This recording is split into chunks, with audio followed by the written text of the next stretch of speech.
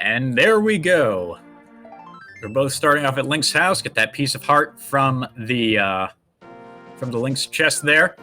As far as glitches that are allowed in the Underworld, only the same ones that would be allowed in your regular no glitches logic. Things like Underworld Bunny Revival, or your fake powder, your pod potion glitch and such.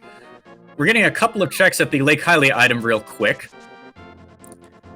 It's got just a red rupee there, but looks like prdwong is going to be setting up for fake flippers to head to the hobo right off the bat. That can be a pretty easy to miss location if you don't get it early on, because it's sort of something that just kind of goes out of your mind for a bit. Meanwhile, Glan is going through and hitting Sahasrahla first, which is a decent opener in Overworld glitches, considering you have the boots and can reach this area pretty quickly. Not only get the 3 checks in the back here, but get some info on the green pendant location. Now, we just saw some bombs at Hobo, and we've got a couple more bombs, plus the red boomerang at Sahasrahla. So nothing quite good in terms of a weapon front, but now we're starting off at the Sanctuary. We get a bottle, which is really handy for one of those little fetch quests at Kakariko, getting an item off of the sick kid. And I'm guessing prdwong is just kind of double-checking the Lake Hylia item before heading up to Sahasrahla and getting those chests in the back. Meanwhile, Glan is heading for the Sanctuary Bonk Rocks, one of those nice early locations that you can hit when you start off with the boots. Yet again, another piece of heart. So we're 2 out of 4 for our first heart container there.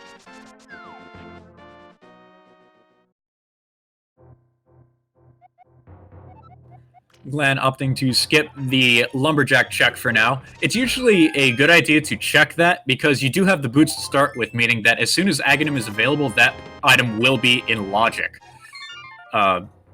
And it's one of those things you don't really want to put off for too long, because if it does wind up being something and you skip to that check early on, you could wind up being in a bit of trouble later in the seed.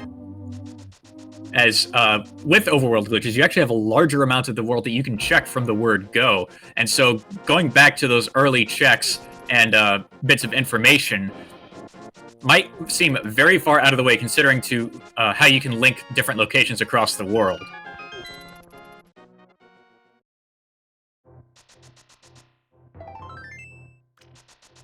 We didn't really see anything useful in Lost Woods, so we're still just running with the boots in the bottle in terms of major items we have found so far.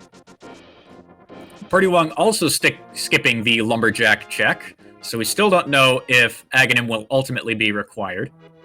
Although there is a very slim chance that even if that item is junk, we might still be required to go to the pyramid, which I believe logically requires Aghanim if you don't have the mirror.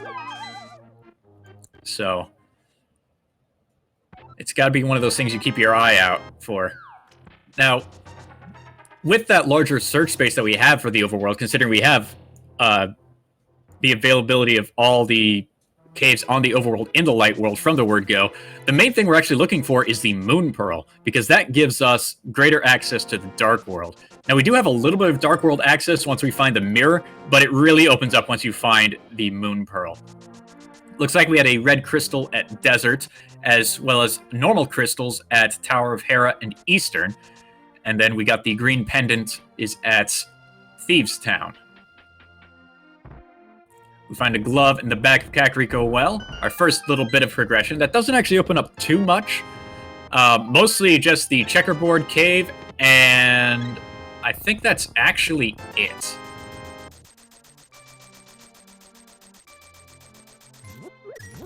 With some of the money we got from those other couple of checks, we check out the bottle vendor. It gives us just another piece of heart. Although we do have a bunch of heart containers already. Wow. Didn't realize we'd found so many in those in the Kakariko Well and Blind Hut already. And we find our ice rod in the chicken hut. That's finally a weapon, although we lack the magic to use it right now. It could actually be useful for certain things, for certain kill rooms. It doesn't quite let you do the entirety of escape, but it does let you cut down on the amount of bombs you would have to use there, so that could be useful. Not to mention it being part of a possible crystal Trinix.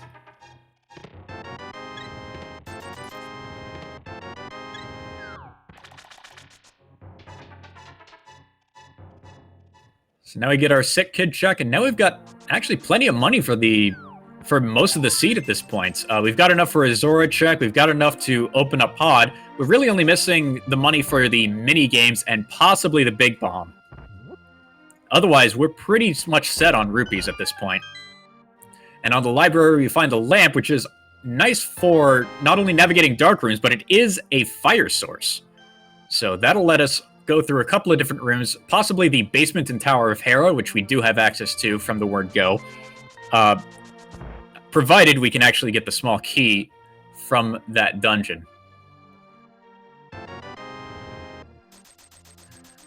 Glan is opting to use some of his cash to buy some bombs, get himself up to 10 before heading down to Desert Palace.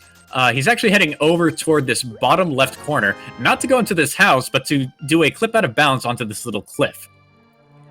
And what this will allow him to do is, if he does a precise enough jump on the next screen, he'll actually land on the item for the race game and avoid having to go through the whole bush maze. But it's just a shield, so he's just going to skip it for now. He is not going for a map rep. He's instead going to be jumping down and heading to Desert that way. Now, if he had done that map rep, he would actually be over by Eastern Palace. But he would have to be careful, because whenever your map is wrapped by kind of going around the entire world like that, if you move to the right at all, your game will hardlock and you have to reset, which will get rid of all saved progress you had had up, or any unsaved progress you had had up to that point. And given that we've basically done this entire Kakariko check in this one bit of this current, I guess, life, we would lose all that progress.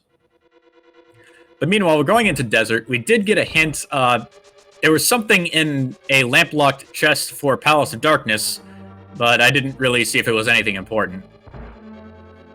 We'll get a second shot at that here as prdwong reads the tile. It's a unique item, so could be useful. We don't know yet. Could be the single arrow for all we know. With the big key, we open up the big chest, get the small key, so we can hit the right side where there are two chests. And we saw one item on the torch, which means there's only one more left in Desert. It could be on the right side here, or it could be on Lenmola's. Now, Glan was able to get a full magic off of something. I'm not entirely sure what he killed to get that drop, but that's certainly going to help him if he decides to go for Lenmola's real quick here. Oh, there's our single arrow, so that can't be it in pod. And he's trying to use these bombs to kill the Popos, because the Ice Rod doesn't actually kill them, and then he's getting a bunch of damage on the Beamos to Death Warp back to the east side. Since there was a unique, or rather a non-dungeon item on the right side there, he doesn't need to go all the way to the ends, because he has the second item for Desert. So now he might be heading over into the last bit of Desert. He did get that glove, so it's going to be nice and easy for him to get in there. Even if he didn't have the glove, he'd be able to clip up the slope to hop behind the rocks and beat Lenmola's that way. prdwong instead is heading out the east side of Desert and is going to check a couple of ancillary locations. He's putting off Agena, I guess. He's going to check instead Cave 45 and possibly Checkerboard before heading into Agena. Now here we're going to see some Ice Rod usage to hopefully save on some bombs. You can use the frozen enemies as a weapon to kill the others. Now you still have to kill the frozen enemies, so you will have to use a bomb to get rid of this last Popo here.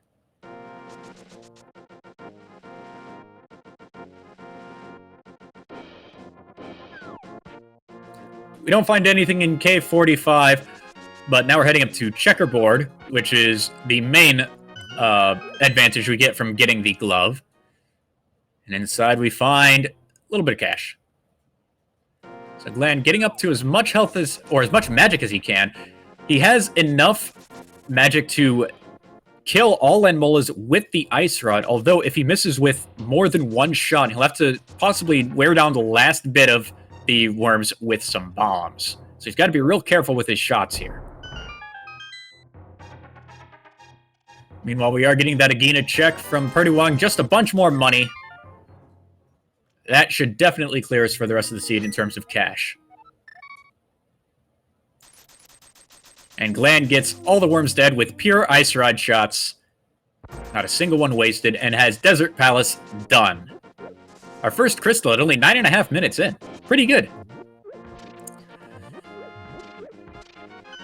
Well, with those gloves, prdwong is going to take them to the back of Escape, hit those 3 chests in the back of the sewers. Really nice when you have the boots, you can just bonk that open. Don't even need to use a bomb there. And inside we find some more money, the map, and more junk. That's not good. So Glan is opting to do a little bit different of a route going through K45, Checkerboard, and Agena, but it's still all going to wind up the same way. He's going to get the items that he deems necessary. Agena, he will probably grab, be up to enough money there. And now we see prdwong heading toward the south shore, hitting up the dam in the mini Moldorm cave. Hopefully there's something there. That's a nice 7 items to check.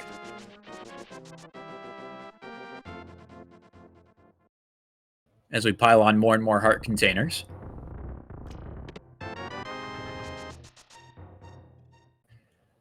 So again, we're still looking for the Moon Pearl as the first major item we want to see in terms of overworld glitches, since that gives us the access to the most number of items at once. Sword would also be nice as a consistent source of damage, but so would Hammer in that regard.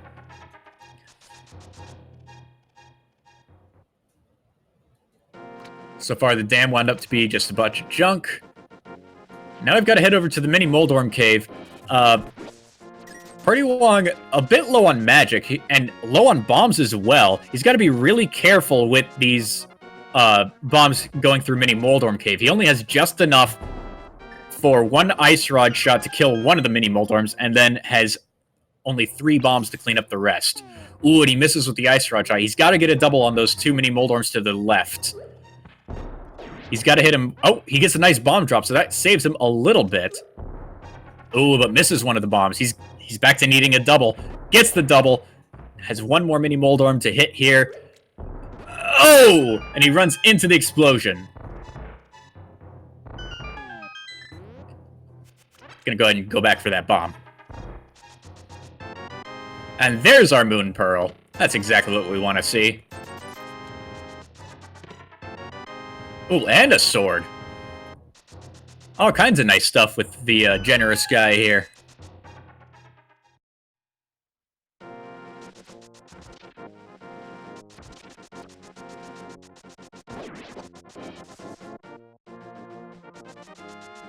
So now we see prdwong heading over to Ice Rod Cave. There's just 1 item there, but he could use the pits in that area to arm what we call Water Walk. And if he jumps south with that armed Water Walk, he'll then, well, walk on water. He can use that to go to the Waterfall Ferry. He could also use it to get the item on Zora Ledge, which may be a bit more important to at least scout that out first, see if he needs it. So he's armed the Water Walk.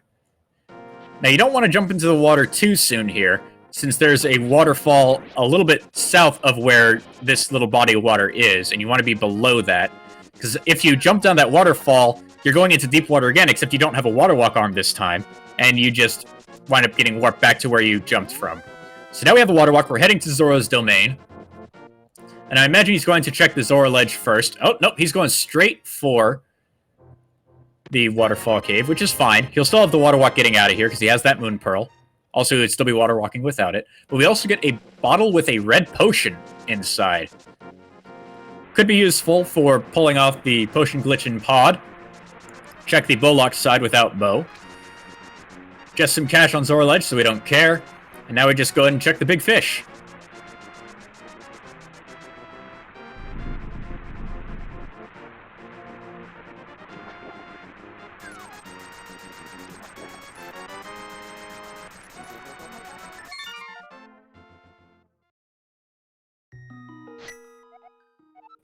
Alright, looks like Glan is heading up to Hobo first before heading to the Zora area. Now, this will use up his Water Walk, but he does have the Moon Pearl, so he could just fake flipper into the Waterfall Fairy Cave and get Water Walk that way, which is fine. prdwong had already checked Hobo earlier on in the seed, so this is just a little difference in sequencing. So now we see prdwong doing what we call Death Mountain Ascent. What he did there is he did an out-of-bounds clip to trigger a teleport, which put him over the transition at the top, which then wrapped his screen kind of weird, so that when he transitioned to the left, he would actually be on the Death Mountain screen. Now, he had to correct his camera a bit. If he didn't correct his camera, then going into the cave here to pick up the old man would have taken an extra 2 minutes. So you always want to correct your camera when you can.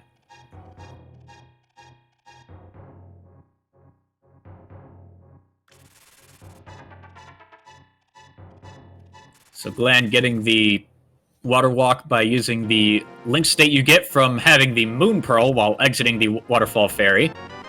Get those 2 items, which include the red potion. He's going to go ahead and check the bottle from the Waterfall Ferry, see what he gets out of it. Meanwhile, we just got cash from the old man, so nothing useful there. Now we're doing what we call a Hera clip. We're jumping off the bottom of the mountain, which actually wraps you up to the top, and in Dunce, the way that prdwong does it, puts you right next to Tower of Hera. So we'll be seeing Tower of Hera a lot. It's one of the easiest ways for you to get to the top of the mountain from the old man's save and quit point. It's actually kind of a funny joke with glitch modes that all roads lead to Hera. Alright, so we know the green pendant turn-in is just some junk, so we don't need to worry about that for a while. And we have the big key that goes to the in the basement. So we will have to go ahead and do the tile room right now if we want to finish off this dungeon.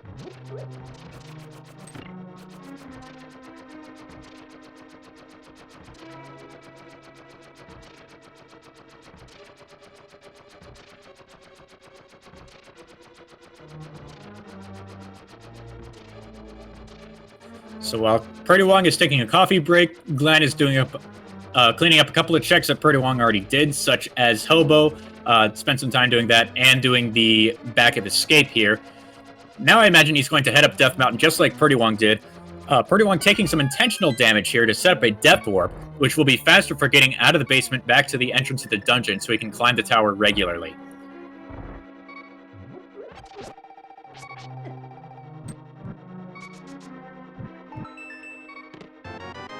Gets the big key and face tanks some skeletons for a nice Death Warp.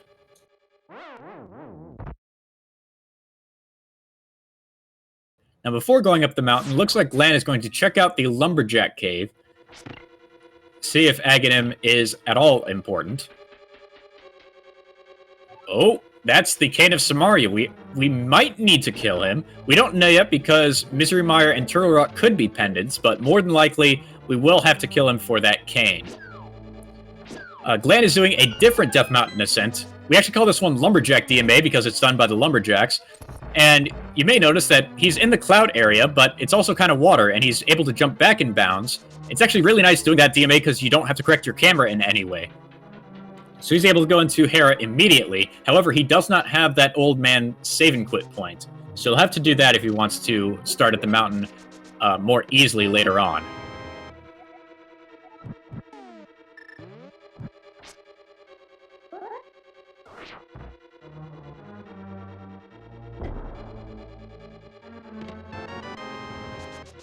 Alright, that's our second. So there's our 2 items. We had one in the front of Hera and one in the big chest. So we are done with items in Hera. However, we still need to beat the boss. So we'll go ahead and do that real quick on prdwong's side. It's just Moldorm. And we've got all these heart pots here to replenish us if need be.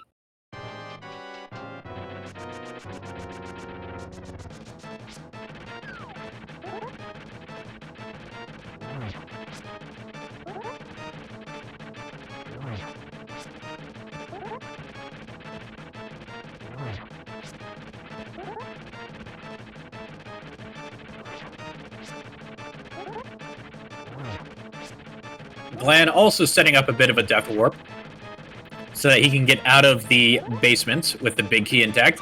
Cuts it a little close, taking that damage from the mini Moldorm, but should be fine. However, prdwong takes a fall from the main guy, so he'll have to restart the fight real quick. Glan, getting a fairy from the waterfall, rightly remembers to let it go before doing the Death Warp. That is one of those things that you always need to be aware of, is what is in your bottles when you're doing a Death Warp. If you happen to have a fairy, it doesn't spell very well for you.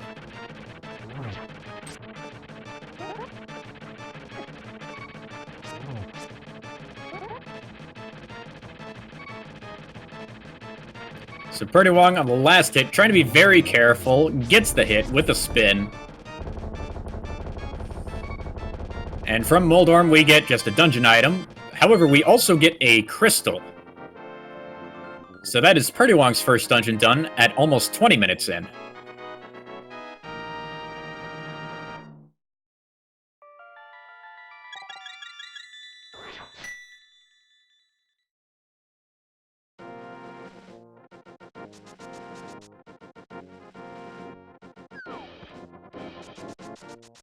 Alright, now that we're done with Hera, there's a whole bunch of more stuff we can do on Death Mountain, including the Spectacle Rock Cave. And with the hint tile there, it's more than likely useful to just go for the item and get the hint at the same time, rather than check it out from the cave above. However, we just find some arrows here, so, not too good. We'll see if the hint makes it worthwhile. Alright. Reading it again, just to be sure we heard that correctly, it looks like that the Pyramid Fairy has junk. So he's setting up a bomb jump real quick to get across this gap. You have to be clipped into the wall a little bit in order for the recoil to let you be sailed across the other side. And now prdwong will be doing what we call the T-Rock climb. This is usually done in the Dark World to get over to Turtle Rock more easily. However, we can also use this to get to the east side of Death Mountain without the hammer or the hookshot, mainly due to this very convenient land bridge that's just here. It's this weird bit of geometry that's in the entirety of the out of bounds. You don't even see that normally in gameplay. I don't know why it's there, but it is, and it's so helpful. Meanwhile, Glan finishes up. Moldorm has his second crystal done, just a minute or so after prdwong is finished with that. And we'll likely head all the way down the mountain to turn in the old man to get that saving quit point since he skipped it earlier. Glan is opting instead to check out the item, sees its arrows. It'll be interesting to see if he goes and checks the hint anyway, because it is actually a fairly useful hint. However, in Spiral Cave, we find the flippers, which actually only logically unlocks Swamp Palace once we have the other requirements to get into the dungeon. Everything else that you could possibly need the flippers for in the seed, you can actually reach with fake flippers, which is required by logic. So you better know how to do that.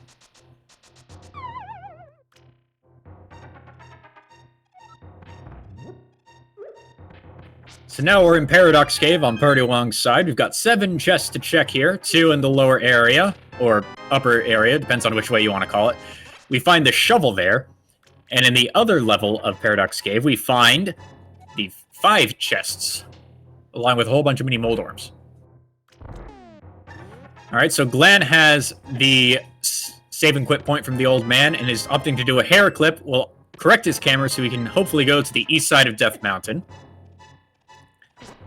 We don't really find anything so far in the 5 chests of Paradox. Just some more pieces of heart and such. Nothing too worthwhile. Now, there isn't too much more we can do in the Light World. However, we do have that Moon Pearl, which means we have access to most things in the Dark World. And I'm sure we're going to see that soon.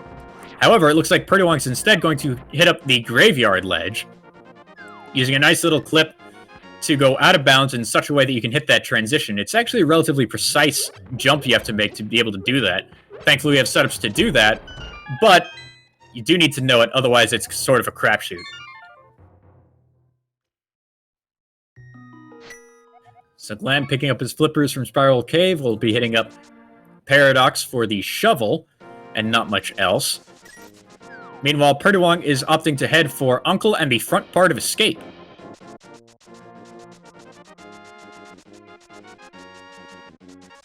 This is our first check into this area, and it's actually not too late considering Overworld glitches. It's actually fairly common for this area to be neglected until the 1 hour mark. So hitting it up early is not the worst of ideas to sort of beat the meta.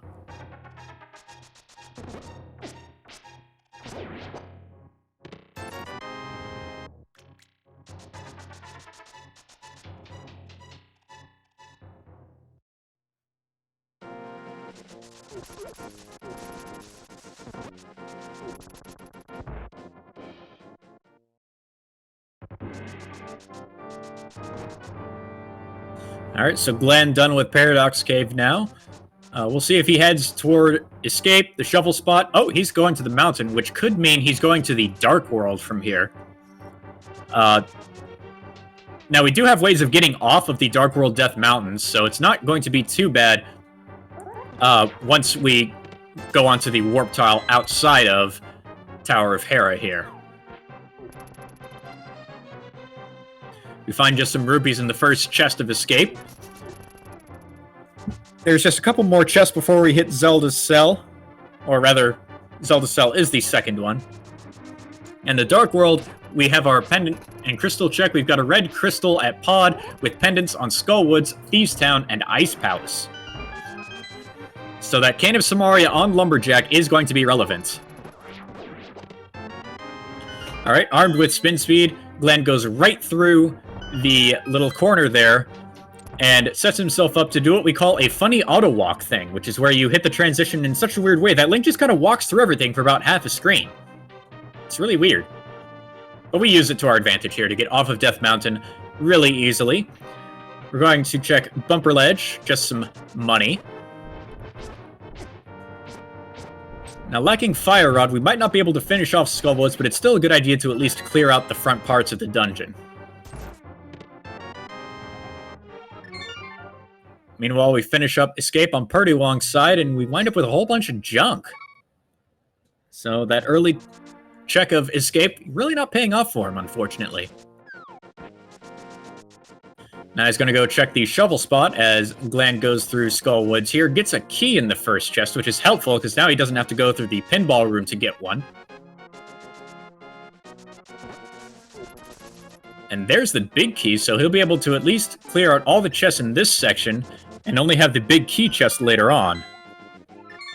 At the shovel spot, we get a nice piece of heart, but we're already well over 10 hearts, so we're not too concerned with picking that up.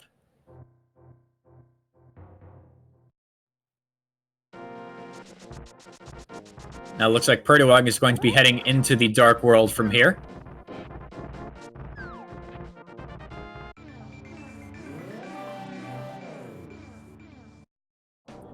And if I'm seeing that correctly, I don't think we've gotten a single non-dungeon item out of Skullwoods yet, so they could both be in the very back of Skullwoods locked by Fire Rod, or one of them could possibly be here by the big key chest. It looks like that prdwong is opting to do an early GT dip. He'll be able to check at least 3 items here, the 2 chests on the right and the torch item. However, unless he finds the hammer here, he's not going to be able to go much further.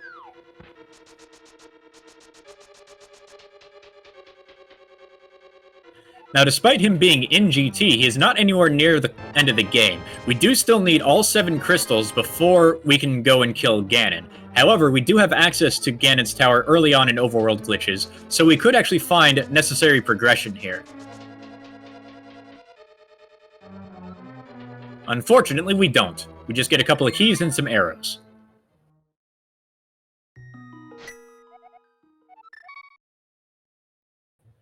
Meanwhile, Glan is making his way through Village of Outcasts, checking out the Sea House. Inside, we find a little bit more cash.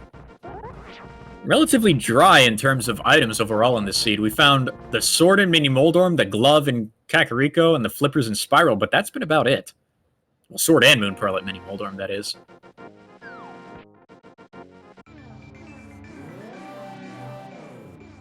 Now, with Thieves Town being a pendant, it's going to be interesting to see if Glan opts to go for the entirety of the dungeon or just the front 4. Lacking the hammer, it may be in his interest to go ahead and leave the rear of the dungeon until much later, considering that big chest could hang over you if you wind up skipping it early on. Looks like prdwong, instead of heading towards Village of Outcasts, is opting for Turtle Rock and such instead. We'll be hitting up Super Bunny first, as he won't be locked out of other areas that way.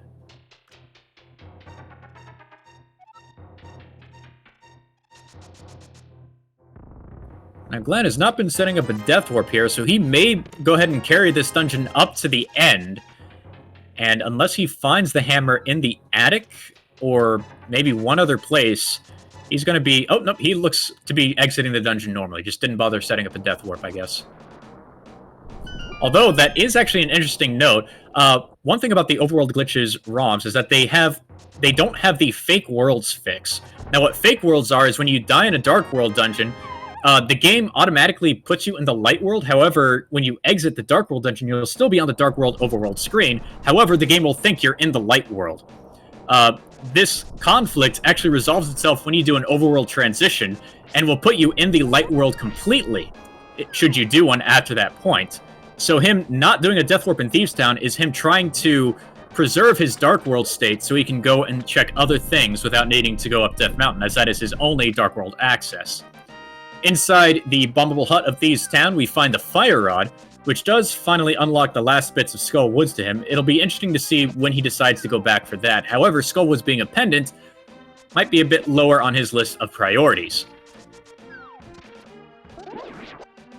prdwong decided to go check Catfish, saw a piece of heart there, and is instead heading to go for Palace of Darkness. Now, this is a nice little clip because it puts you pretty far into the hedge maze. In fact, just past where you pick up Kiki. So you can use that to your advantage to pick up the monkey and not need to go through the entirety of this overworld screen to open up Palace of Darkness.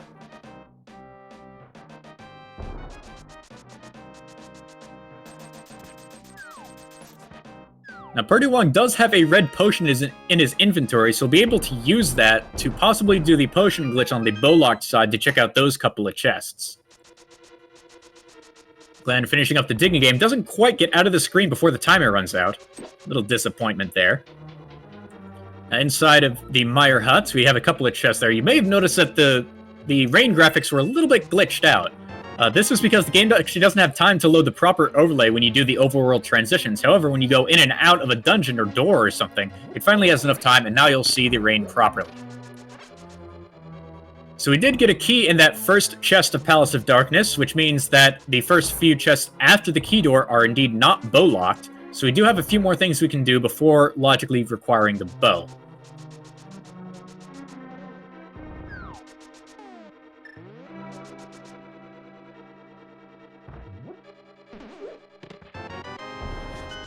And we find the Hookshot, which does unlock a few things at Hookshot Cave for us right now, but otherwise not too much. We've already hit up Paradox Cave, so that's not going to help us too much in that direction. However, we find the Bombos Medallion. Not quite too useful. It does let us check the hint at the front of Turtle Rock. However, we still need the Cane of Samaria to be able to do much more in that dungeon. Glan running a little low on hearts, so you got to be a little bit careful heading into Hype Cave here.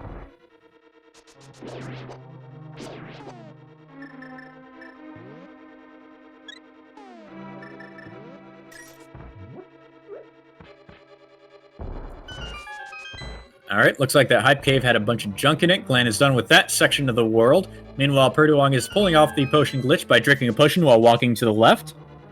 This actually doesn't give the camera time to lock as you're scrolling that direction. And so when you go up to the next room, you can use that unlocked camera to get the mimics off screen. And as soon as they're off screen, the game considers them dead.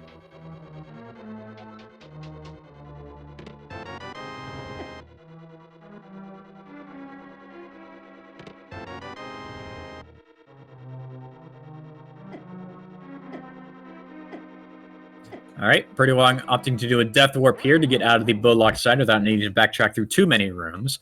As Glan opts to go for Escape, there's a few chests here that he didn't hit earlier. He's hit the back 3 in sewers, but now he's got to hit the front.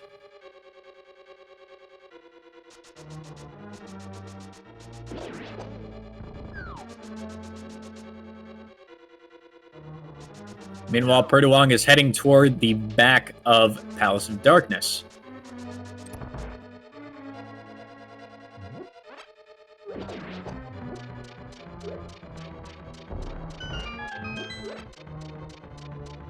Huh. I'm curious why Glan is opting to do the sewers first.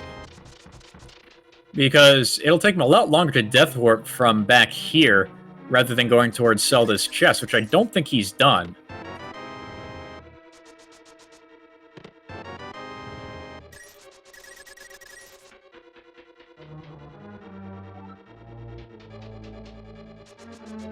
Alright, so prdwong has enough keys to finish off the rest of this dungeon as far as he can. Finds half magic. Not too useful yet, but could be helpful with a couple of bosses like Cold Stare. Although Glan does pull off a Death Warp in the dark part of sewers, and will likely use that so he can hit up Zelda's cell.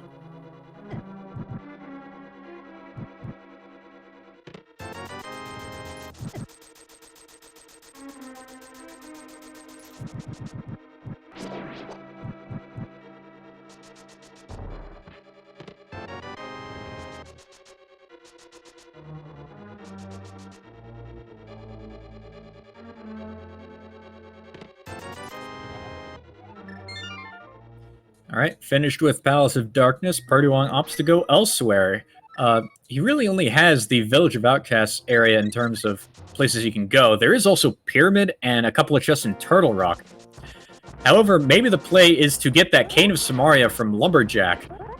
We did get the cape out of Hype Cave, which I apparently missed a little while ago, and that does give us access to reach Aghanim and go and kill him from the castle tower on top of the castle.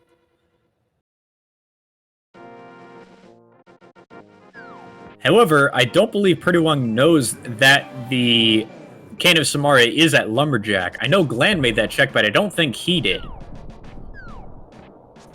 So this could wind up being a difference of information that could put prdwong on the wrong trail for a while here. However, there is a bit of information that prdwong knows that Glan does not, and that is that the Pyramid Fairy has a bunch of junk in it. That happened to be one of the hint tiles that Glan skipped.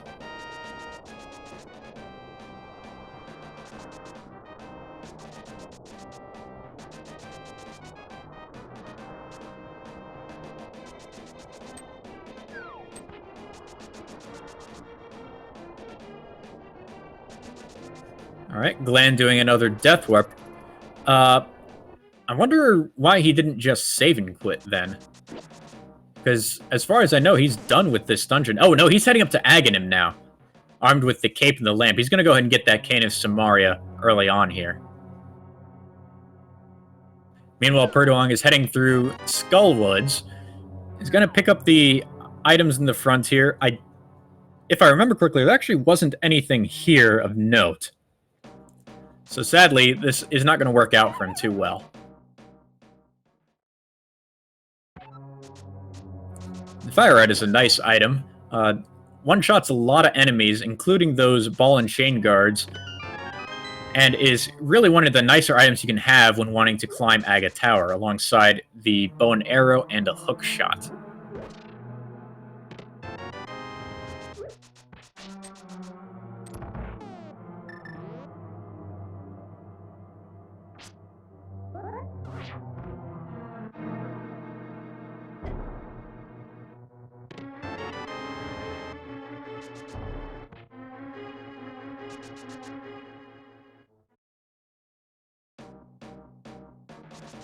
Alright, prdwong is going to opt for the big key chest in the back here.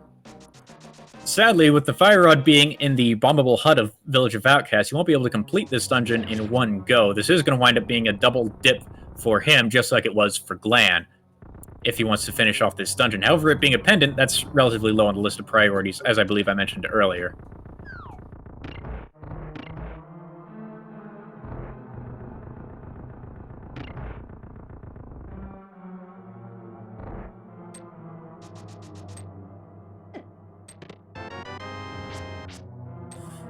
Okay, so both of our non-dungeon items are in the very back of Skullwoods, one on Mothula, one on the chest underneath the bridge.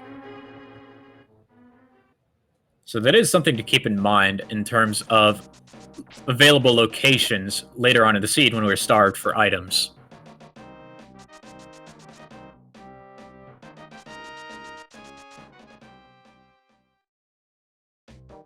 Alright, so Glan near the top of Aga Tower. Just has to kill off the wizard and bonk the tree, then he'll have his Cane of Samaria. From there, I imagine he's going to head into Turtle Rock and do that dungeon in its entirety. Despite not having the medallion to open up the front, he can actually reach other entrances in other ways, so not being able to open the front is not a hindrance to being able to get the crystal.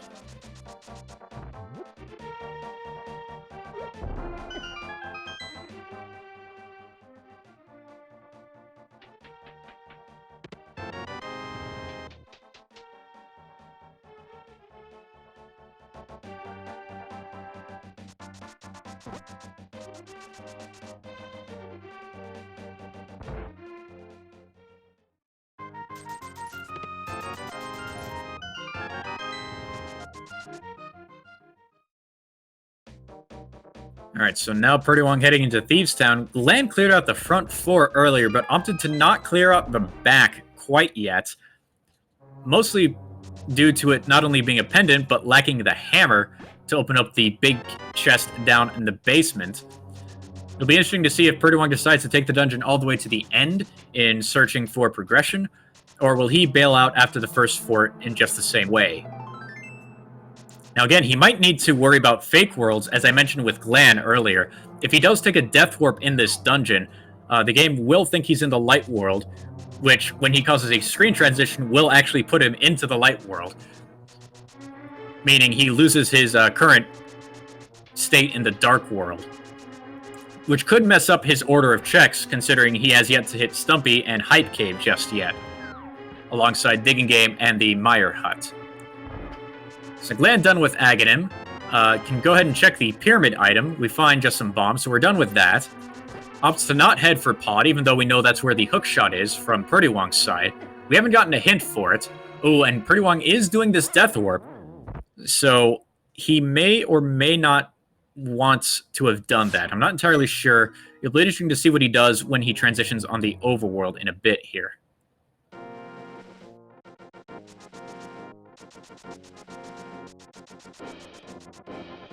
Alright, you see that little bit of palette changing. We see some slashes. Yeah, that's not what he wanted. So he's going to have to go ahead and go up to Tower of Hera, go to the Dark World, clip off Death Mountain, just to go and check the Skullwoods area like he was headed toward doing. Little unfortunate there. Alright, so Glan has his Cane of Samaria. And is heading toward the mountain. Now, with the Cane of Samaria and the Fire Rod, he could also head into GT and check out some chests on the right side and carry that all the way to Ice Armos. But instead, it looks like he's going to check out the Graveyard Ledge first. prdwong hit this earlier.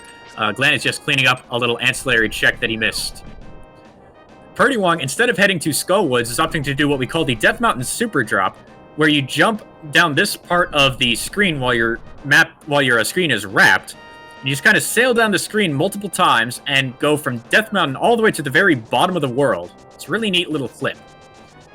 Now, his screen is still a bit wrapped, so he's got to correct his camera by going in and out of Swamp Palace. Thankfully, in Swamp Palace, we have this hint tile that we can check real quick to make this visit not entirely useless. We get that there's a sword behind a bombable wall, which could mean the one that we found in Mini Moldorm Cave, as that entire cave requires a bomb.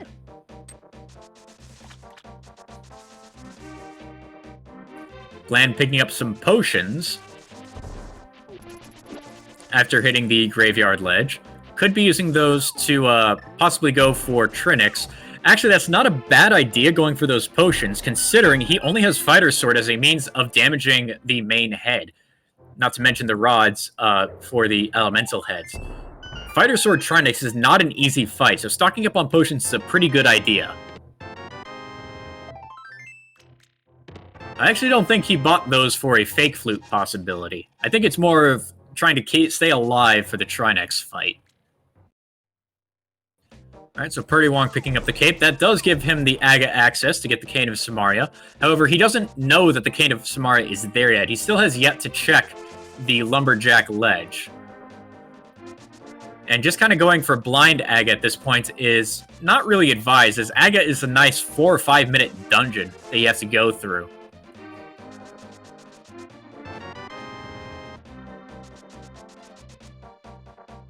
So Glan checking out the Super Bunny chests real quick. If I recall correctly, these were just junk. And from here, I imagine he's going to head into Turtle Rock. He might check the one bonkable chest in Hookshot Cave. Although, he doesn't quite have logical access to the others. We did find the Hookshot in Palace of Darkness when prdwong went there earlier. But Glan could hover to those if he so wishes.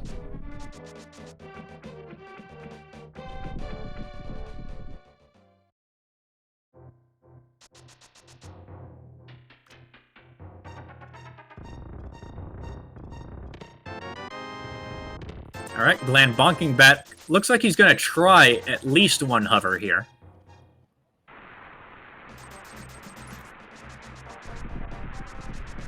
Doesn't quite get it and bails after that.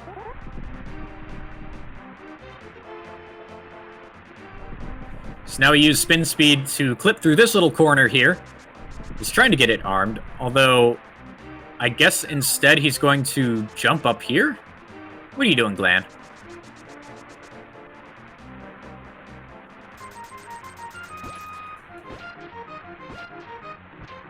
I'm curious where Glan is going. He doesn't have the mirror, so he can't mirror wrap to the laser bridge. If he wanted to get to the laser bridge, he could do a series of clips to get there, although those are out of logic. It looks like he's going to do that. He might want to be doing that because as soon as he finds the big key in Turtle Rock, he could then take a Death Warp and go back to Laser Bridge quickly that way. So he jumped to the other side of the screen here and is doing a series of inputs such that he hits the transition, and hitting it from the other side like that kind of wraps him around and puts him halfway across the screen again, which happens to put you right at Laser Bridge. It's a really complicated set of clips. Inside we find the silver arrows. Now all this stuff in the laser bridge does require the T-Rock big key, so he does need to find that before these are logically available. However, he does have everything he needs to be able to get these items anyway. Alright, so prdwong once again back into Skull Woods. We'll be clearing out the last couple of chests there, get the 2 items out of there.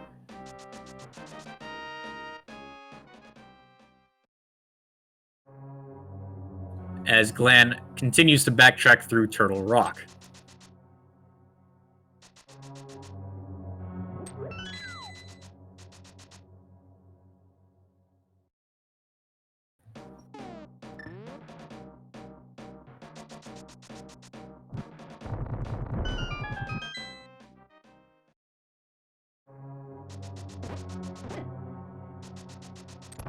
Alright, prdwong opting to go for Mothula first, rather than the bridge chest.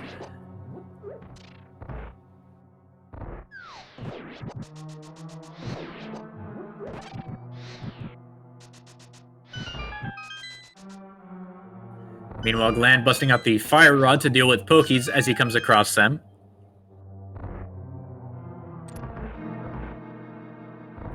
Armed with an extra key from earlier in the dungeon, prdwong gets to skip the one that's on the mummy in this second-to-last room. And now is up to Fighter Sword Mothula. Has plenty of hearts, blue mail, and half magic, so I imagine this fight is going to go alright for him. Glan getting bunny beamed. It doesn't really matter too much. You get popped back into a link state going through these pipes. And is continuing on in his quest to backtrack Turtle Rock.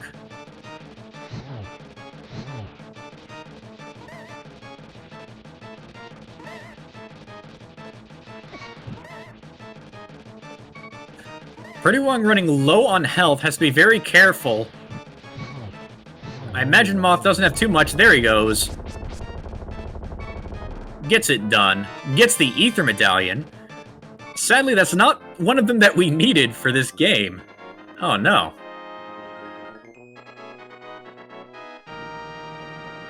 Alright, Glan opting to bust out the cape to make sure he dodges the chomps. Still has enough magic to burn this Pokey, as well as put up a couple of Samaria platforms. And now prdwong heading for the bridge chest, which has an item for him. Not sure what it is yet.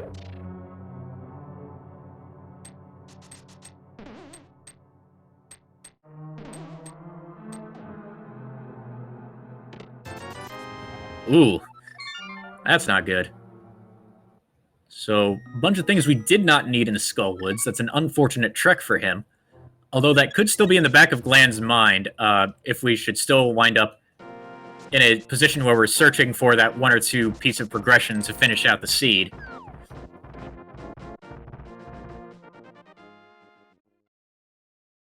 Alright, Glan doesn't have the hook shot, so he's going to go ahead and turn around here using that little loop-de-loop. When you don't have the hook shot, there's really only one way you can do this puzzle, by going south first. So now prdwong is doing the T-Rock climb in the Dark World here. Could be opting to check a few chests here, however he's lacking that Cane of Samaria that's on the Lumberjack ledge. He has not checked that area, so he doesn't know that it's there. So this could wind up being a relatively short trip into Turtle Rock. However, I don't think he meant to do that jump.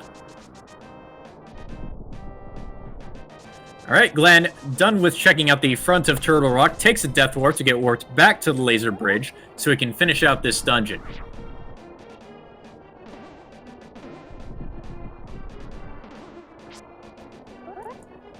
However, the fight up ahead is no trivial task.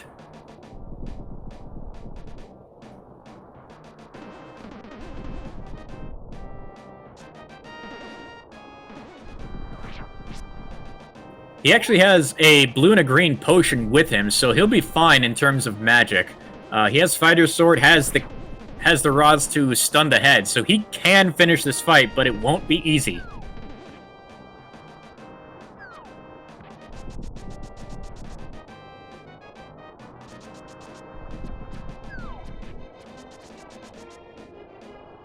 Get some ice on the floor from the ice head, missing a couple of shots here already.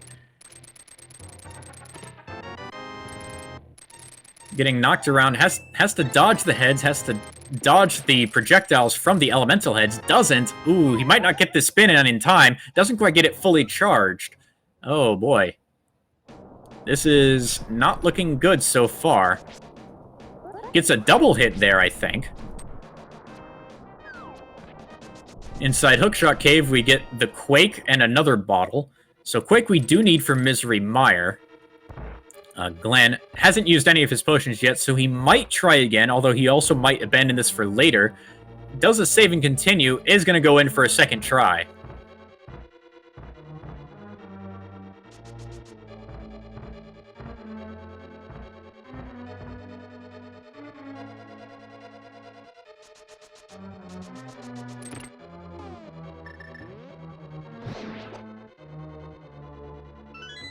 Meanwhile, prdwong doing the couple of chests that he can.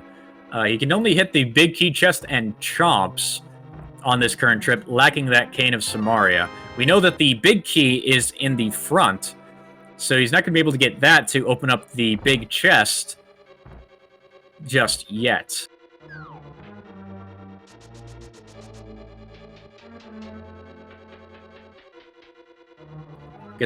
Glan gets a nice double spin on one of the ice head hits.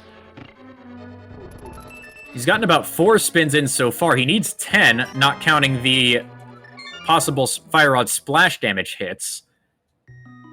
And he gets the ice head down. Hasn't quite used a full bar of magic yet.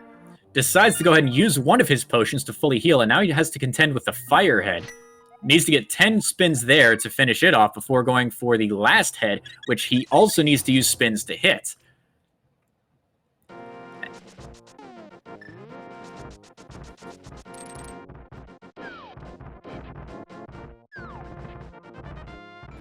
Alright, that's 1 hit so far.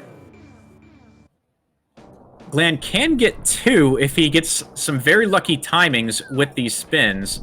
But it's very, very tight, and when you're trying to dodge, not only dodge both the heads, but hit the fire head as well, it's just, it's so hard to get it all timed together. But he's taking it slow.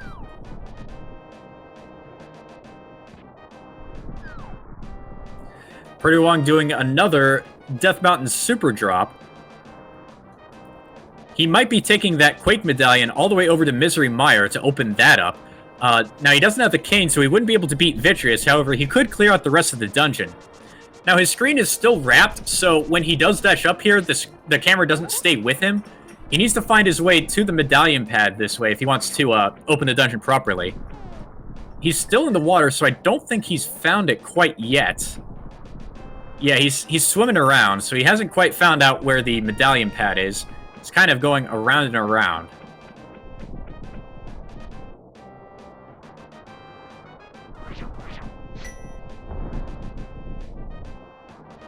Alright, so he finds the medallion pad, opens up Misery Mire, and will be heading inside.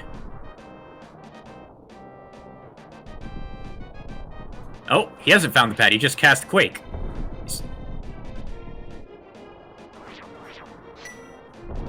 Hopefully he doesn't use too much magic doing this. He may actually be above the main entrance area and not even realize it. Yeah, he's above where the entrance is. You shouldn't have any water where he is. Meanwhile, Glan finishes off the fire head, is now contending with the gray head, still has to do 10 spins to finish this guy off, which is really hard when your movement is slowed down while you have a sword charge held. So he's got to be real careful. He's still at full heart, so he can take a few hits. Ooh, but each time he gets swiped by the gray head, that's 3 hearts taken away. He can only stand 2 more from that. And the spins are not easy to land.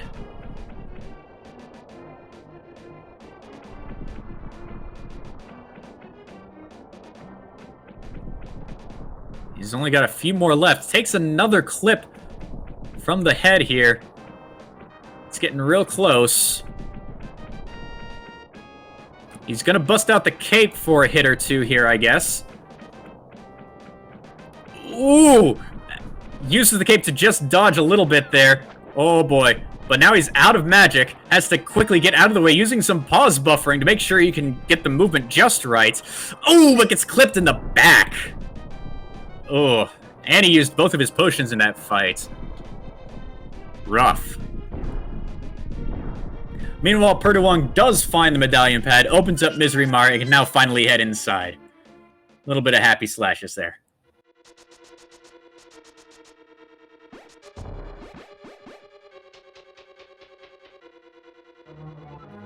I think Glan was weighing his options as far as to whether he wanted to go buy some more potions, or if he wants to go ahead and take his checks elsewhere. He might be heading towards King's Tomb right now. Yep, he's doing a little bit of a setup. Now, you may notice he only has the gloves. How did he pick up that black rock? Well, he actually landed on the seam between the black rock and the bush, and when he decided to pick up an item, it kind of confused properties of both. So it saw that he could pick up the bush, and instead kind of grabbed the rock instead. Just kind of weird little thing the game does sometimes.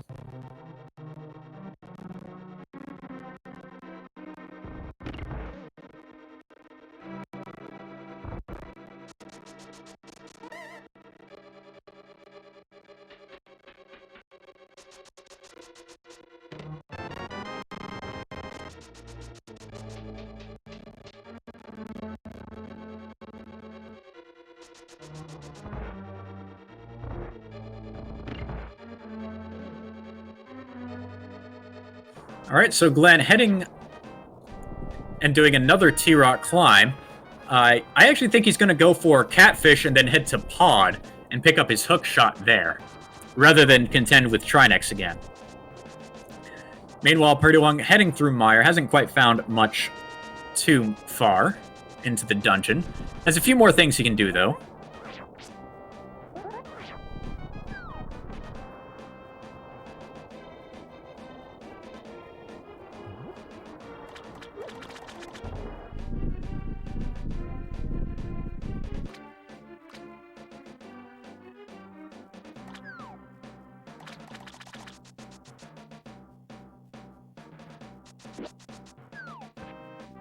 So far, nothing out of Mire just yet, or at least nothing to really note.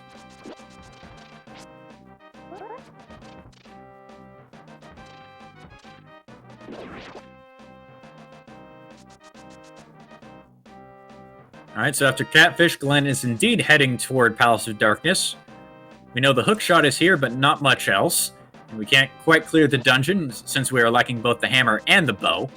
However, we can still clear out as much as we can. Now, Glan is actually missing the missing any potions in his bottles, so he might kind of split this dungeon up into 2 trips, or he could opt to do the Mimic clip in the Bullock side, which would be forcing the Mimics into the wall so that they kind of clip themselves out of bounds, which is a valid tactic for this tournament.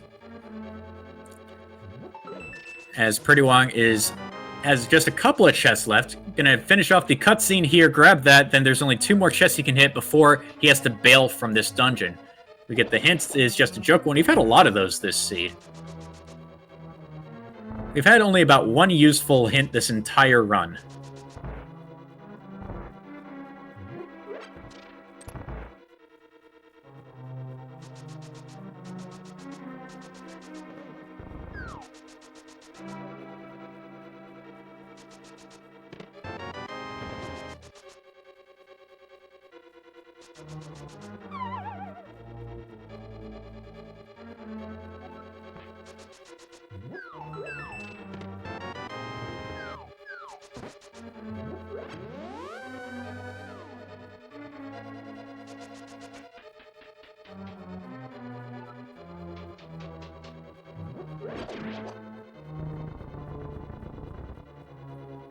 Alright, looks like we've gotten both of the items out of Mire.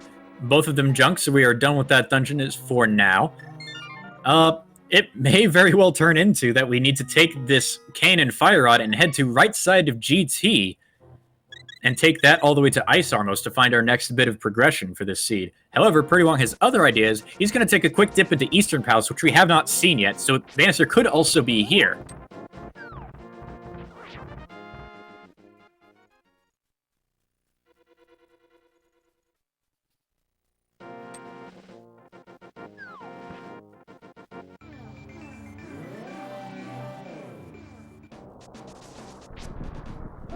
Alright, so armed with the hook shot, Glan is going to take that over to the hookshot cave immediately, grab those items, get the Quake, which he needs for Misery Mire.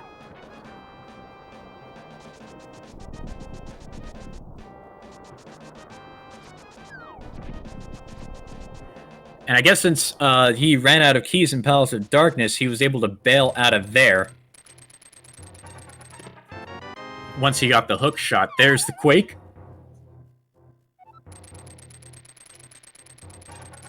And then we have Bottle and some junk here as well.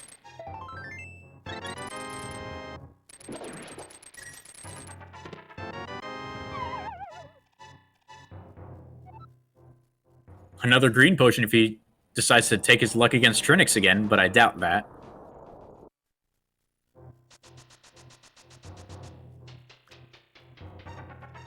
Alright, so there's our first item out of Eastern, the mail upgrade. We have the big key already. So once we open up the big key chest, we will be done with this dungeon. Glan opting to go into Super Bunny Cave for that full magic refill. Be interesting to see where he takes it. He's probably taking it to Ganon's Tower. Come on, go to Ganon's Tower. Oh, he's going to his house. I don't think he's checked the shovel spot yet. I know that prdwong checked it, but I don't think Glan has. And it looks like instead Glan has other ideas.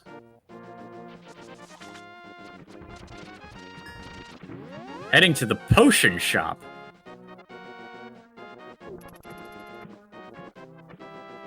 Is he going to give Trinix another go?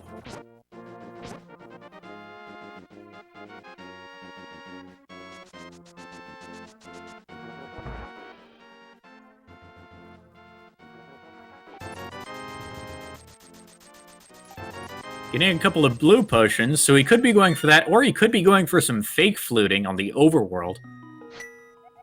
It all depends on which way he decides to take his next bit of Overworld movement. Just one more chest left in Eastern Palace for prdwong.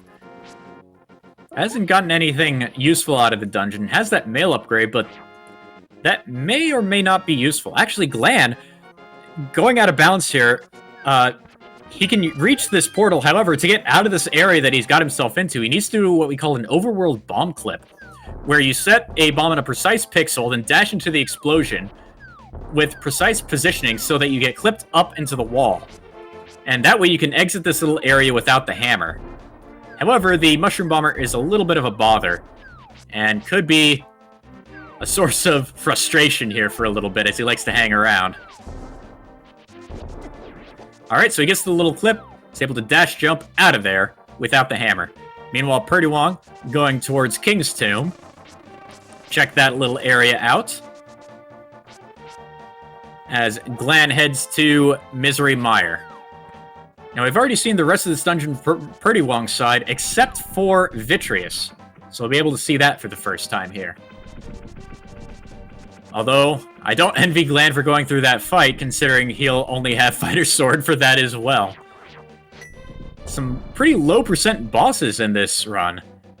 Lacking another sword or the hammer or even the bow makes a couple of these boss fights rather difficult.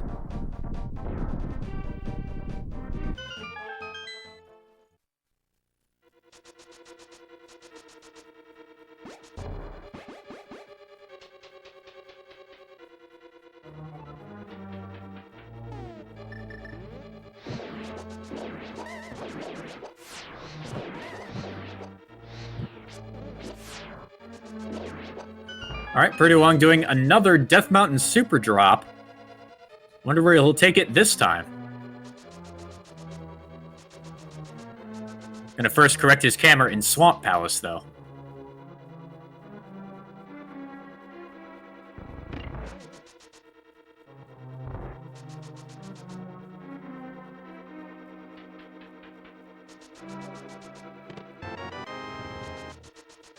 Looks like he's going to dip into Hammerless Swamp Palace, so we'll be only able to check one non-dungeon item here.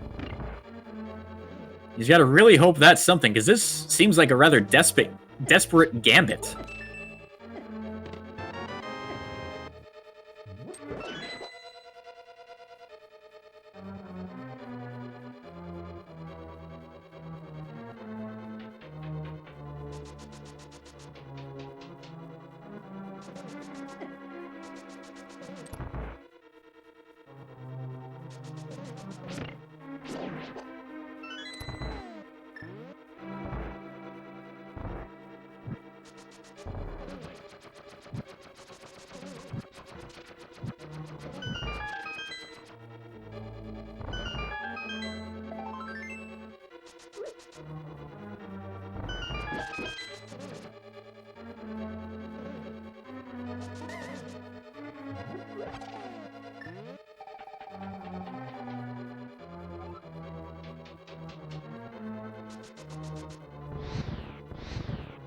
Oh, and it looks like prdwong is going to head into... Is he going for Ice Palace, or is... Where is he headed?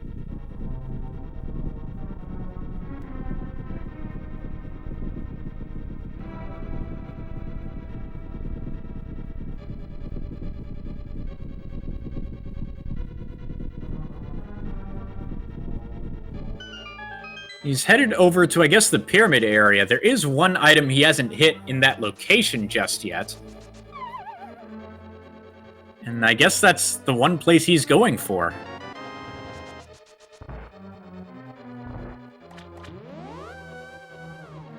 He also could be taking that mirror to, Yeah, he might be taking that mirror so he can mirror to Aga Tower and check that out.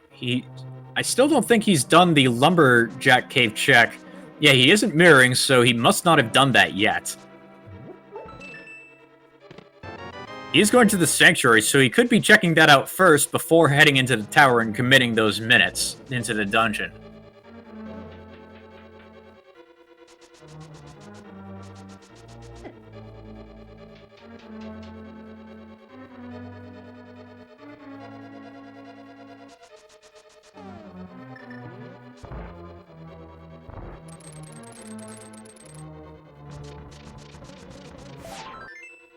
Alright, there's the second item out of Meyer for Glan. Both of them being heart pieces. He's rather low on health, which might be a problem when he gets to Vidi. Because usually you want to have at least some health so you can take some damage boosts through the slime.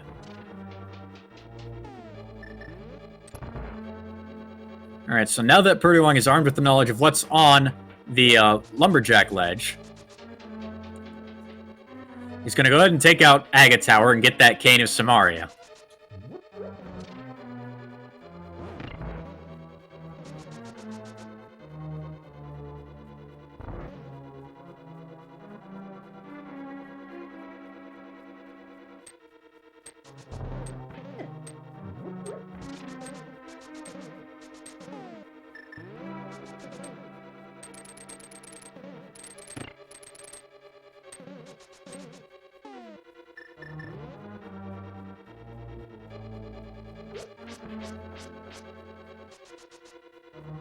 Oh, Glan trying to do the spooky action glitch here in the basement, but missed up his timing. Still gets it anyway on the second dash up.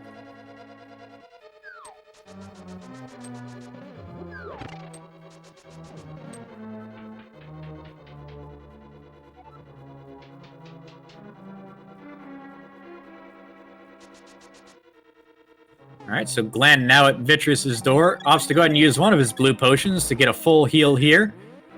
And he's going to go for some spins with the cape to take out as many eyeballs as he can. He's going to mix up some bombs too, I guess. Might as well. He's got plenty of money. He can go and buy a bunch if he needs them.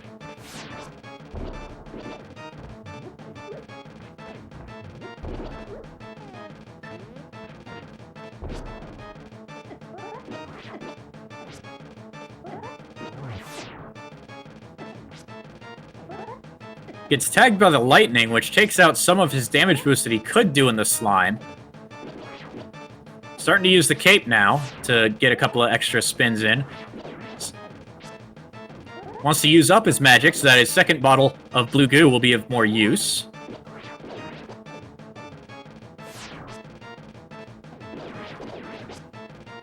Now, despite having the Cane of Birna, he actually can't use that and also do spins with the Fighter's Sword, as the Cane of Birna uses the same graphic as the Sword Spin and doesn't allow you to actually use any spins when you have it running.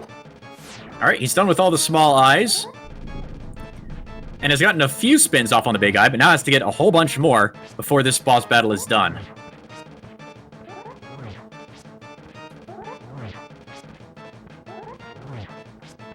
I think it's something like 32 spins in total for the big eye.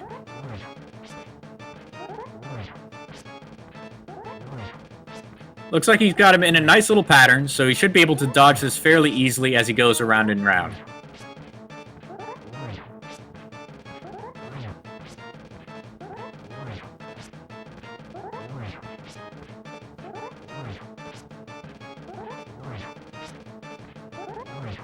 Meanwhile, prdwong enters AGA 1. Ooh, misses the first shot. Oh no. Misses one of the guaranteed orange balls.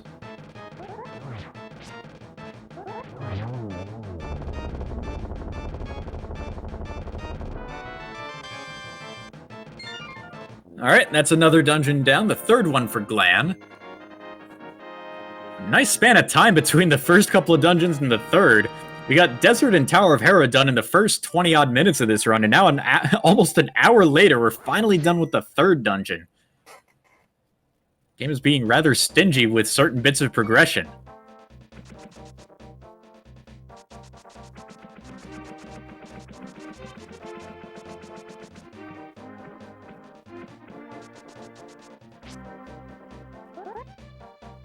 I wonder if Glan is going to do an Overworld YBA so that he can hit the smithy. He might be heading to do that just now.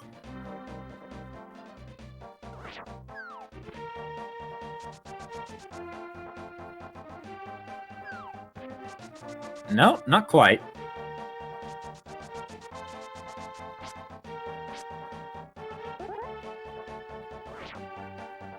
Alright, he's going to head up through Village of Outcasts, and I guess he's heading towards Skull Woods to go ahead and get the couple of items out of there. So the time that prdwong spent there is not wasted, as Glan is going to go ahead and do the same thing.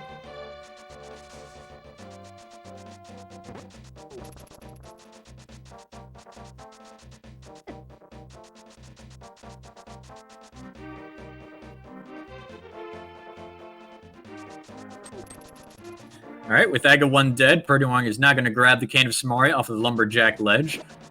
From there, he could take it into Turtle Rock or Misery Mire, get those dungeons done, as hard as the fights may be. But it seems that we might actually want to be taking this Cane of Samaria to the right side of GT, and hopefully find some progression there.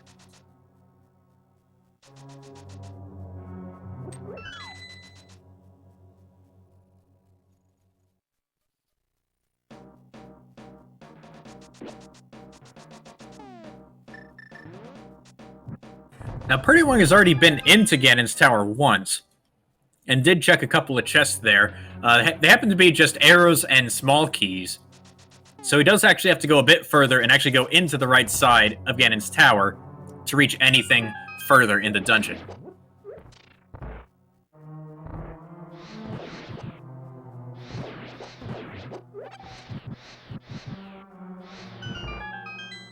Glan using up all of his magic as he goes to the torchway there.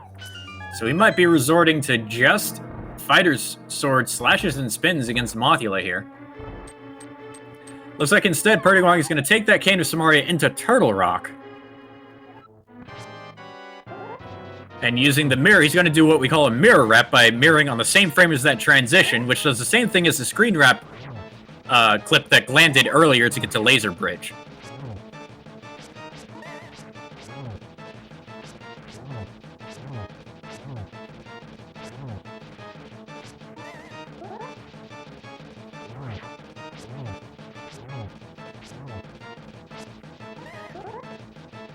Now, the unfortunate thing about Mothula is if you wind up hitting him into the spikes and he doesn't keep flashing, then the hit didn't count. However, Glan gets it done anyway, picks up his Ether Medallion, which is unfortunately not very helpful, but does get his 4th dungeon done, albeit a pendant.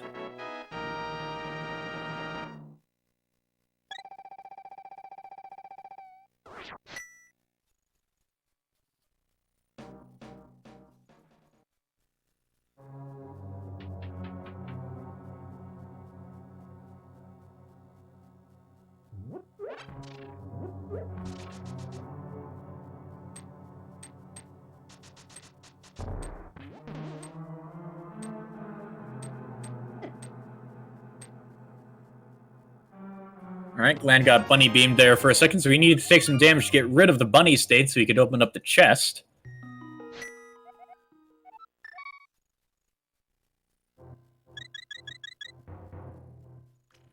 Now we're back on Death Mountain, so it could be that Glan is now heading into Ganon's tower for the first time.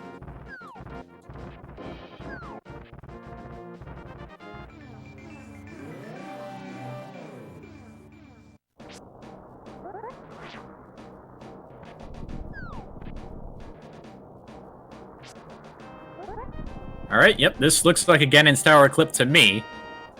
So he's going to be heading into the right side, as well as checking what's on the torch, and get what he can out of Ganon's tower here.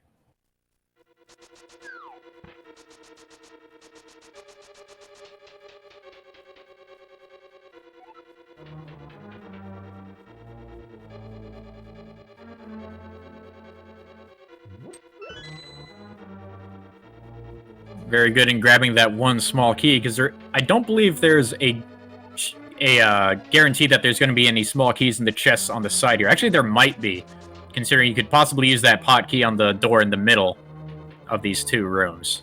But he's going to get 2 of them here, so he'll have plenty going through Tile Room and beyond, all the way to Ice Armor.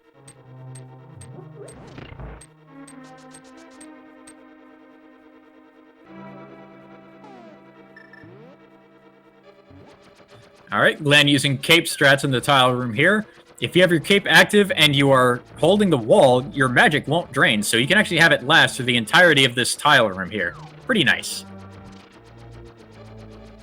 prdwong, now armed with the big key of Turtle Rock, is going to possibly attempt the same fight that Glan did with Trinix. Although he has half magic, so it might wind up being a bit easier for him, since he can more easily spam the rods against the elemental heads.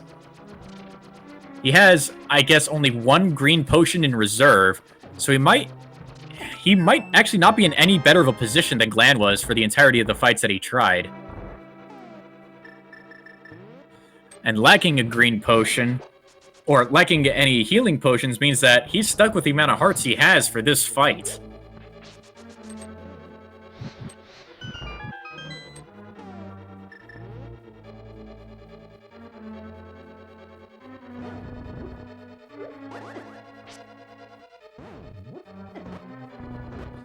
Glan running low on magic here. He's got to be careful with these mummies, that he doesn't run out of magic before getting these crystal switches. Granted, he could still use some bombs, but he's also kind of low on those, too. Gets done with a couple of rod dashes. prdwong already done with the Firehead by spamming rods at them. Is using his green potion to do the same with the Ice Head.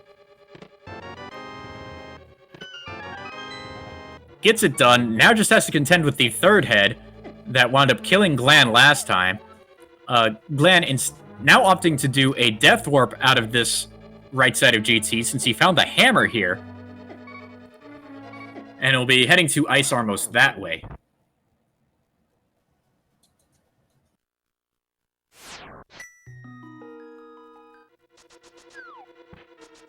This ice is going to pose some problems for prdwong. Really limits his movement and how far he can actually move in any one direction to dodge the head. He's running into trouble, only at 2.5 hearts, doesn't have any healing potions with which to replenish that.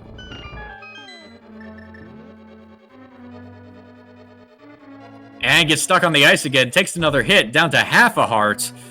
That spin knocked him into the ice, slowing his movement down even further. And gets knocked into a spike. Ugh, unfortunate. On the left side of GT, we wind up finding the powder and the bow.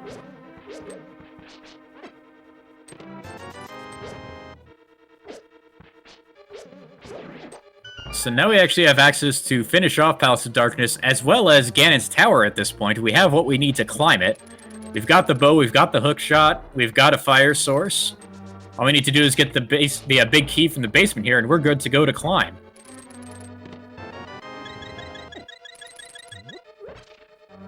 Now, I actually forget where prdwong found the mirror. Glan does still need that for go mode, because Swamp Palace is a crystal. And that's the only way that we have of getting into the dungeon with the water drained in Overworld glitches.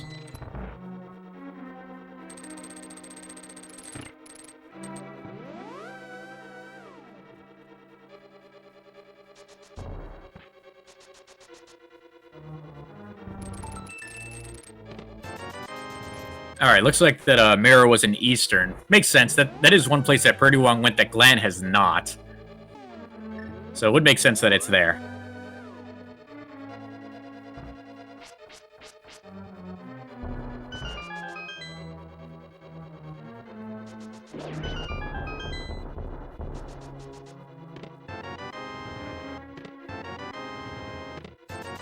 Alright, there's our big key. However, we're going to go ahead and take this all the way to Ice Armos. There's just a few more items back there. Also being reminded in chat that we do need another sword. Ganon is only vulnerable to tempered sword slashes, master sword spins, and such, which is just outside of the fighter's sword range of damage. So he's got to find at least one more upgrade before being able to damage Ganon.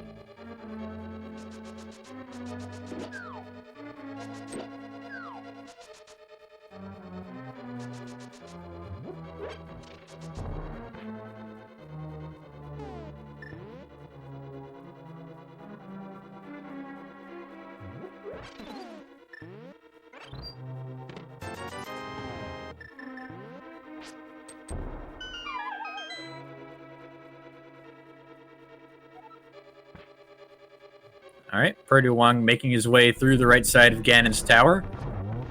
Opted to not go for Misery Mire just yet, after giving Trinix a go.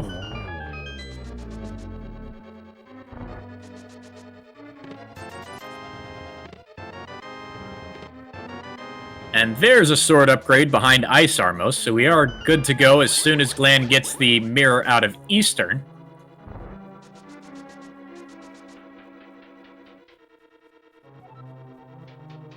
So prdwong is not too far behind at this point. We'll have to go in to Misery Mire again to kill Vitreous, as well as Desert to kill Enmolas. But otherwise, they're relatively tied at this point.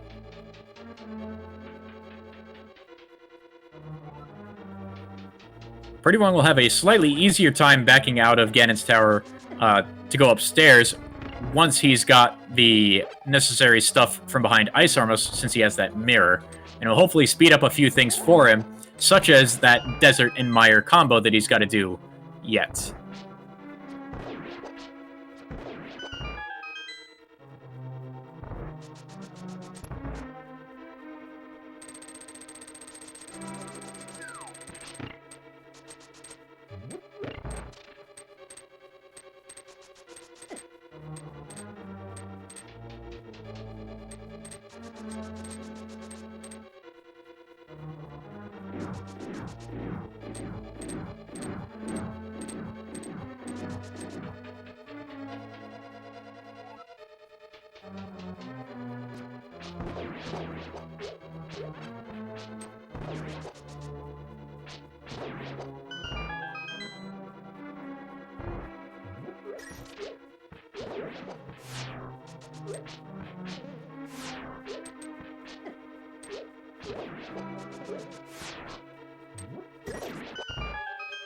Alright, getting a little bit turned around there with the skeletons as they dodge out of the way of Glan's slashes.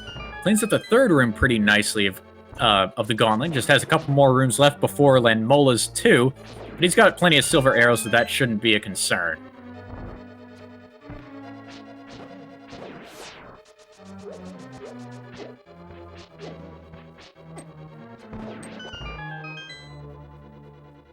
Alright, a little bit of a stubborn skeleton there. prdwong almost done with the basement. Still has to kill off the Ice Armos and check the big chest. As Mola's 2 goes down on Glan's side.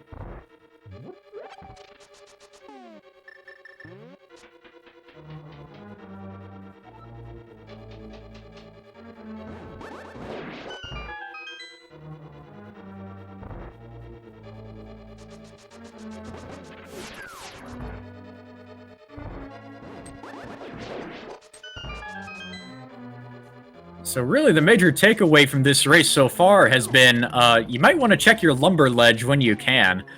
Glan checked it a fair bit earlier than prdwong did, and it happened to hold the Cane of Samaria. So there were a couple of things that Glan was able to do in one check that is going to wind up taking prdwong multiple. Things like Misery Mire and Turtle Rock.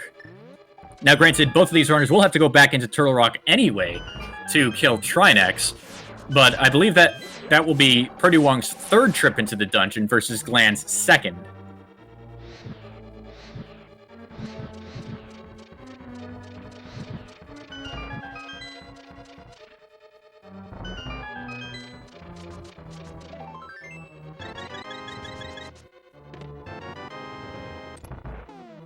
We find the book in upstairs GT, however, I doubt that is going to wind up coming into play.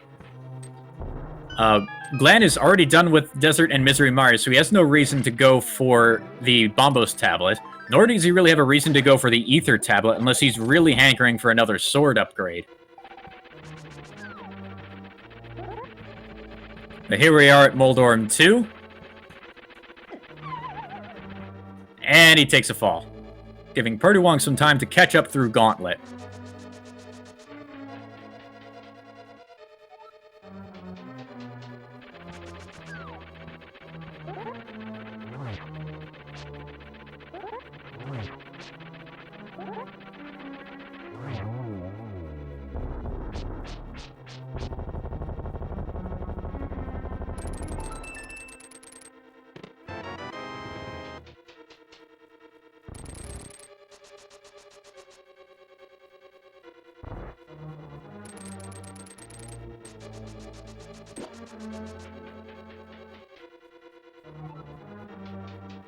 Alright, Glan approaching Aga 2 as prdwong gets deep into the middle of the gauntlet here, is done with room number 3, heading into room number 4.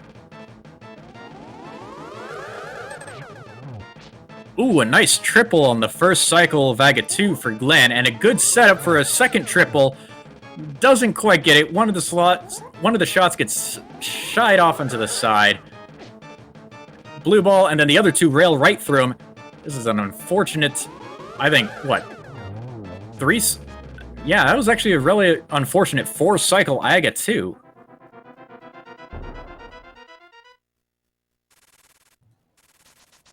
Meanwhile, prdwong missing the first shot on his MO2, but still cleans it up on a 1-cycle anyway, nailing the next 3 shots. Alright, so now that the Ganon hole is open, Glan is not done yet. He still has a few more dungeons to clear out, such as Pod, Swamp, Eastern, and Turtle Rock.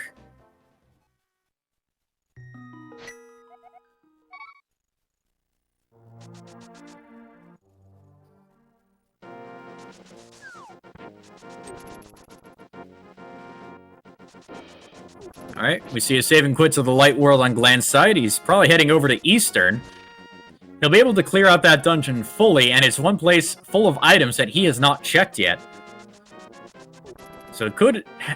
and lucky for him, it does actually house the mirror that he's looking for to be in go mode.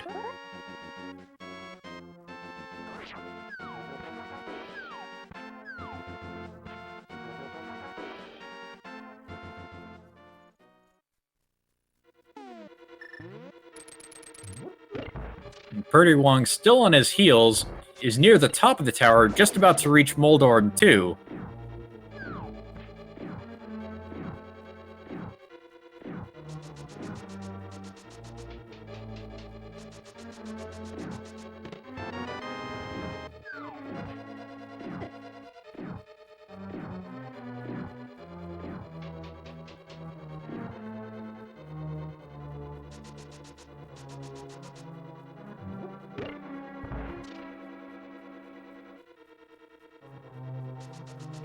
Alright, Moldorm got a little enraged there, since prdwong hit him with a Master Sword Slash instead of a spin for that third hit. That gets it done nonetheless, and is now on his way up to Aga 2, as Glan is still going around Eastern Palace to search out all the chests here, looking for that mirror.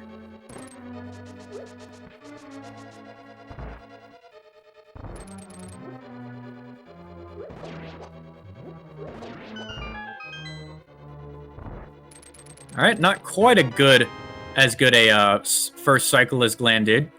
Gets 2 doubles.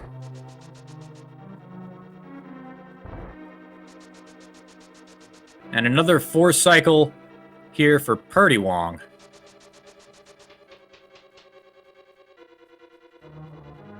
Just the same as Glan.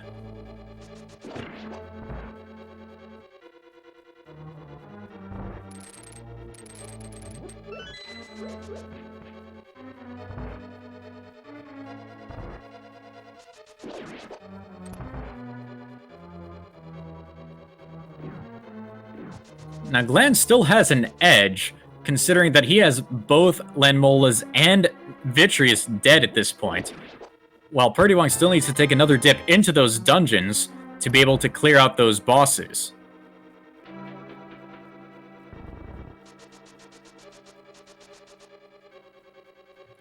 And it looks like prdwong has the exact same thing in mind as Glan. But it's interesting to see if he does anything with it. Actually, no, maybe he's heading into Swamp Palace first. He has everything he needs for go mode, so he could just be trying to clear out that dungeon in its entirety real quick.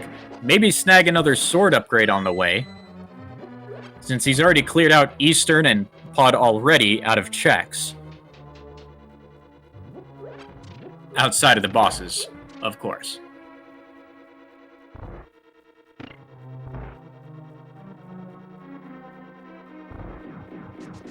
Now, this is actually prdwong's second trip into the dungeon. He did do one dip earlier in search of the hammer.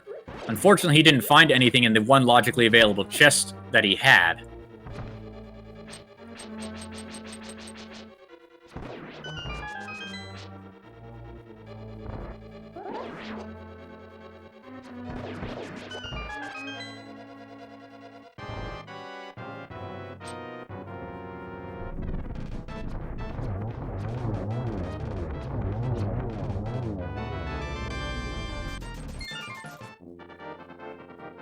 Alright, so that's a 4th crystal for Glan. From here, I imagine he's going to head south to the portal and head straight into Pod to finish up that dungeon.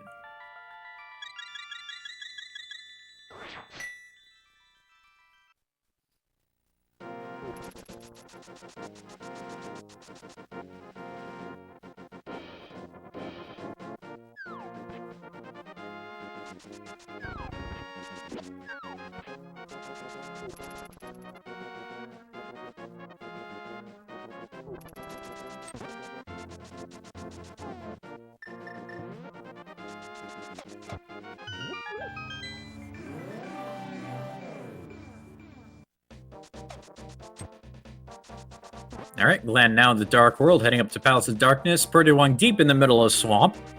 I don't imagine he's going to open up too many chests here. He is in go mode, but he might still be looking out for a Tempered Sword upgrade.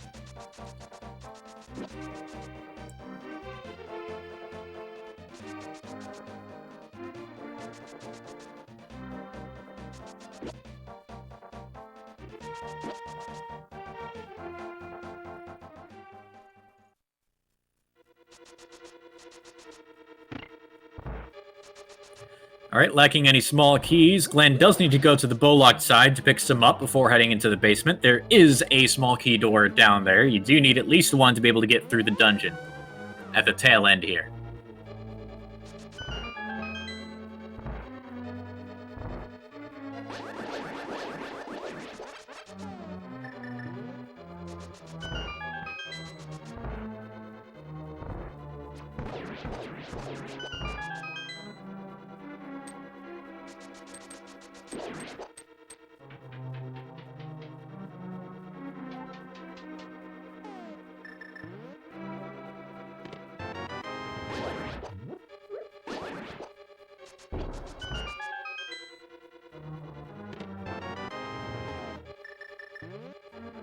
Alright, there are the small keys, and now you can just head down this little ledge, go right to the back, hit the arrow statue as prdwong is going into Argus. Didn't find any sword upgrades, although I wasn't exactly paying attention if he opened up the chest there. Sorry about that. Having some trouble getting the hook dashes off. He's trying to get some hook dashes going so that he is able to damage them with pokes. Maybe instead he's going to go for some spins. Try to double grab to get as many puffs killed at a time as he can. Glan opted to go for the back of Pod here. Oh, he must not have gotten the big key because he ran out of smalls earlier. So he's got to traipse through the back half of the dungeon searching for the big key, which is in Dark Maze. Okay. So this does give prdwong some chance to catch up a little bit, but not. I don't think it's quite going to be enough. He's also having trouble hitting Argus with these silver arrows. Opts to switch over to the fire rod, get a couple of shots in that way, a couple of doubles, and he's down.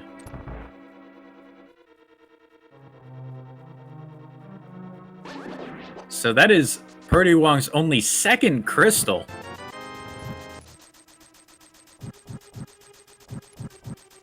It's going to be really interesting to see where he goes next. I imagine he's heading over to Desert and Mire from here, and leaving Eastern and Pod for last, so that he can go ahead and run over to Ganon after he's done with Palace of Darkness.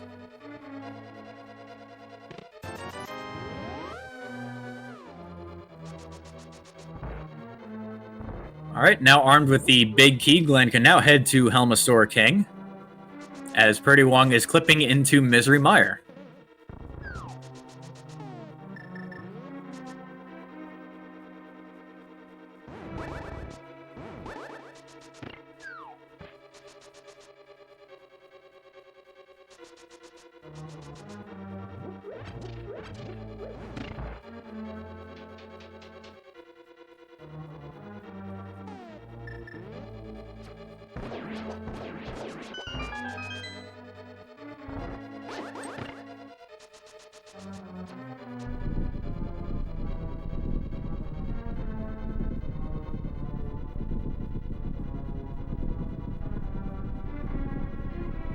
Okay, so prdwong has already cleared out this dungeon from an earlier trip, so all he needs to do is head to Vitreous.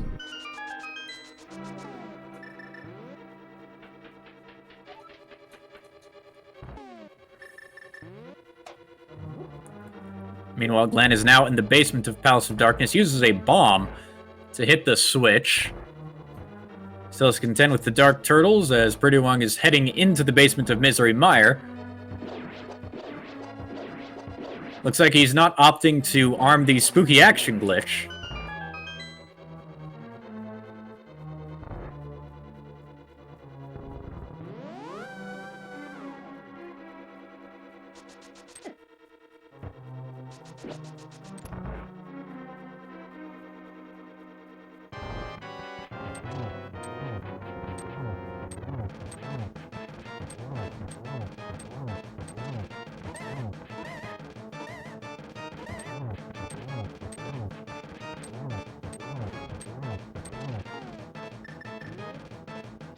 Alright, 17 hits with the hammer, the mask goes down, one silver arrow later, and Helmasaur is dead, as prdwong is going through the basement. He's done with the dark section. He's almost up to Vitreous. We'll have a much faster fight than Glan did, armed with not only the silver arrows, but the Master Sword.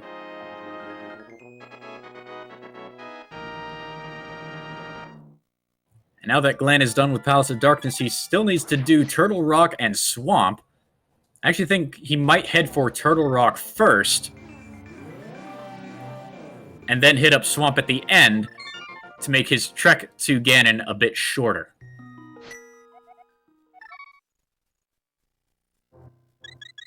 Down goes Vitreous for prdwong. He's now up to 3 crystals done. From here, he'll mirror into Desert, finish off Landmola's. It'll be pretty quick, but Glan is already up at 5 crystals. Still going to be pretty close between these two as far as the Ganon fight goes. And if it goes poorly for them, being a Master Sword fight for the first couple of phases, that could wind up being the difference.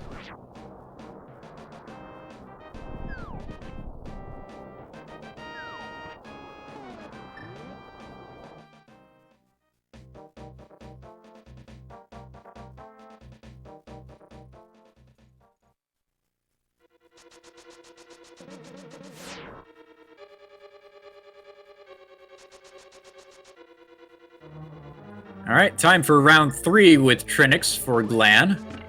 This time he's much better equipped.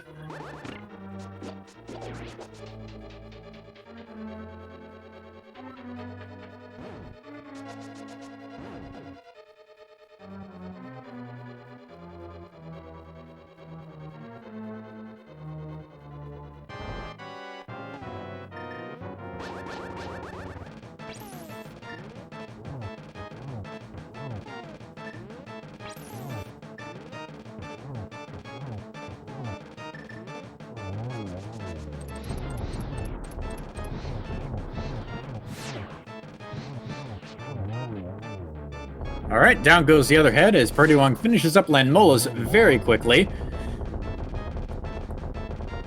So prdwong now up to 4 crystals as Glan is finishing up his 6th.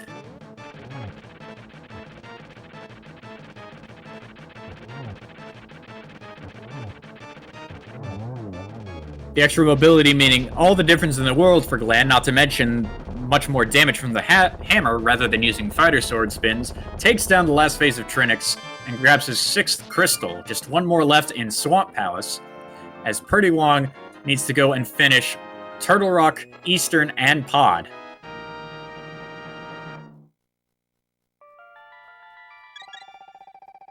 And I imagine that prdwong's fight with Trinix will go just as smoothly as Glan's did.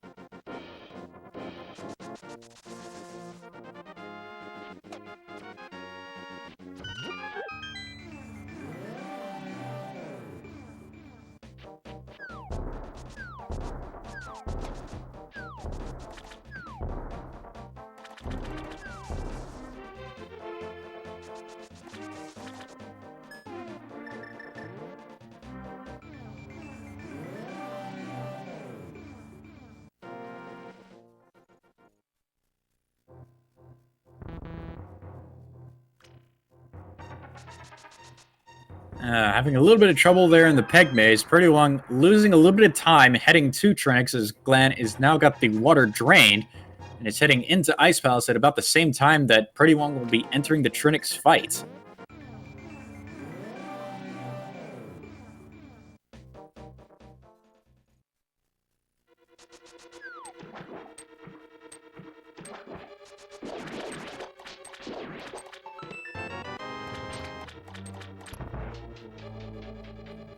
Alright, down goes the Firehead for prdwong.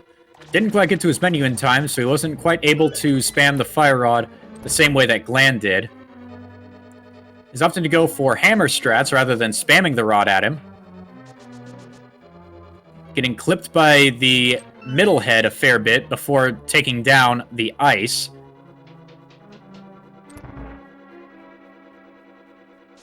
Alright, down it goes.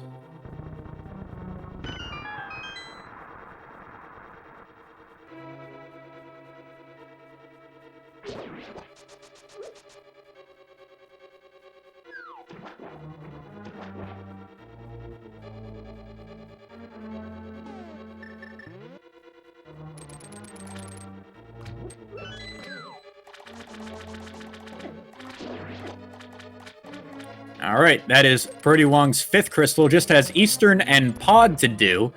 He's already cleared out those dungeons, so he just needs to make his way to the boss in those 2 areas. Meanwhile, Glan is well over halfway through the dungeon, just has one more water switch to push, then the swim over to the boss, and he'll be right at Ganon before you know it. Meanwhile, prdwong is opting to open up the portal here And we'll be doing a couple of clips to get to pod relatively quickly. Much quicker than a save and quit to the ice, or to the light world, and clipping that way. Oh, he's doing a couple of screen wrap clips. This is actually kind of interesting. So he's going to do a couple of screen wraps.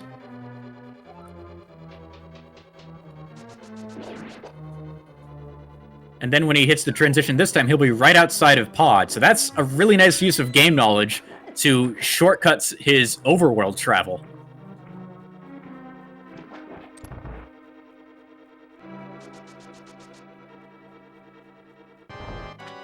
Alright, so Glan on Argus now.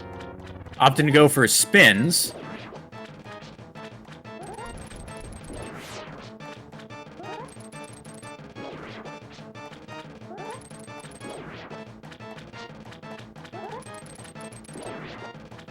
Alright, just 3 more puffs left to go on Argus as prdwong is heading into the Mimic Room.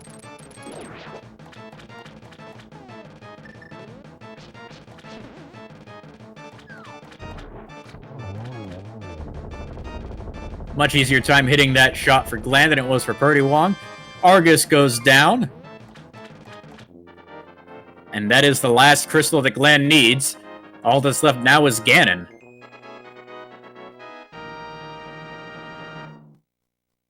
Now, they already have the hole in the pyramid open, so he's just got to make his way over to the pyramid, fall down, and fight him.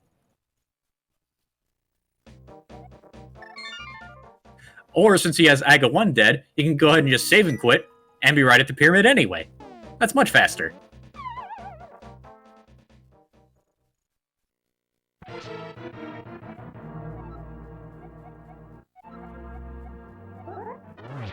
Alright, so Glan does need to get 12 spins in these first 2 phases. Has 3 so far. He's trying to get as many doubles in as he can. Up to 7 now. prdwong almost up to Helmasaur King. That's 9 for Glan. 10, 11. 12. Oh, nope. Now he's into phase 2. Has to get 12 here as well. Gotta be careful about the fire bats. They do still deal a decent amount of damage, even though he's got the red mail.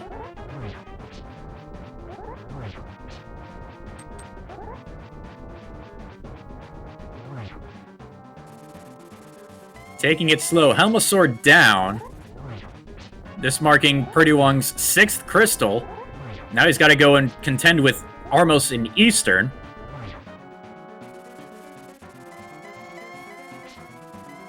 Glan now done with phase 2. On to phase 3. He just has to hit Ganon 4 times with spins here, then shoot him with some silver arrows, and he'll be done.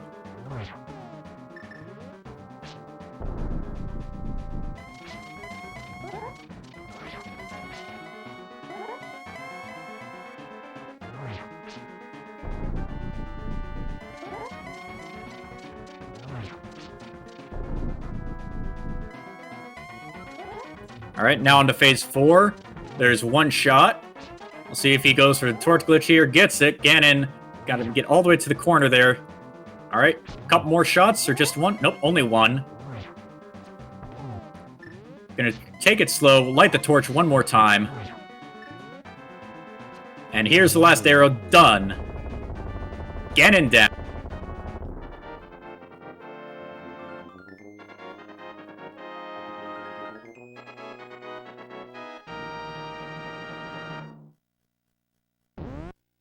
Glan crosses the bridge, closes this game out with a time of 1 hour, 49 minutes, and 58 seconds. Congratulations, Glan. That's his 2nd win for this series, so he gets to move on to the finals match that is yet to be determined between Checksuman and Faraime. Unfortunately, this is the last bit that prdwong has to play out. This is his end for the tournament.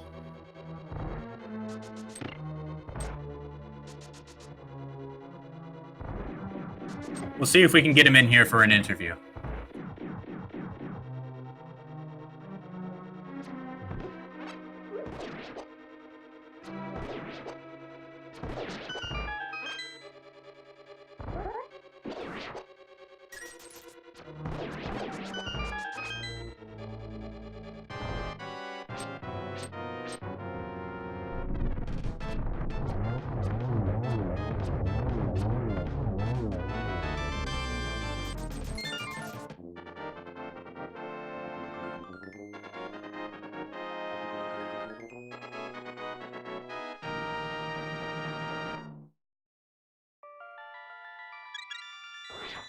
Looks like we're not going to get Glan. However, prdwong still has to go and kill Ganon. We might be able to get him afterward.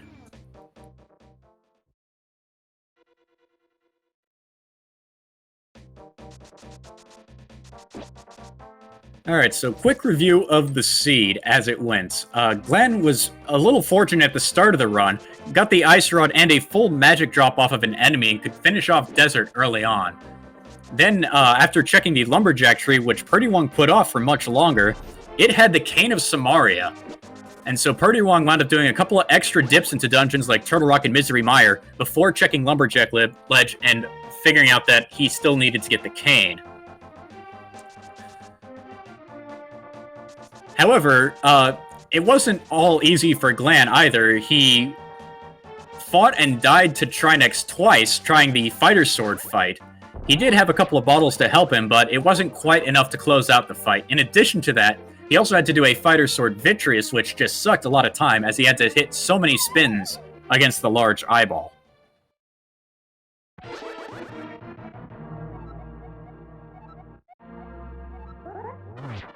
Now, both of these runners were pretty good, other than those bits of information.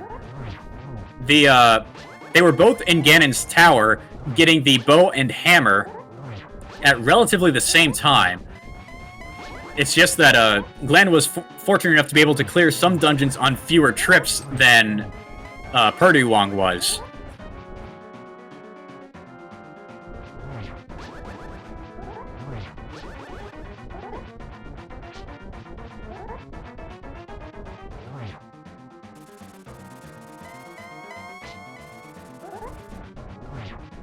And now prdwong deep in Phase 2 of the Ganon fight.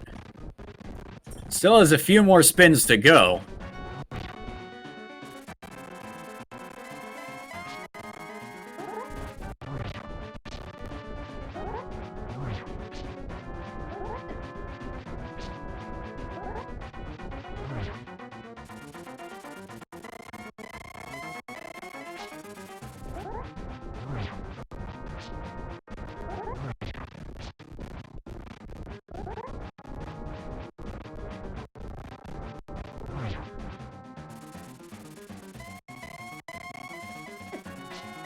Alright, now on to Phase 3.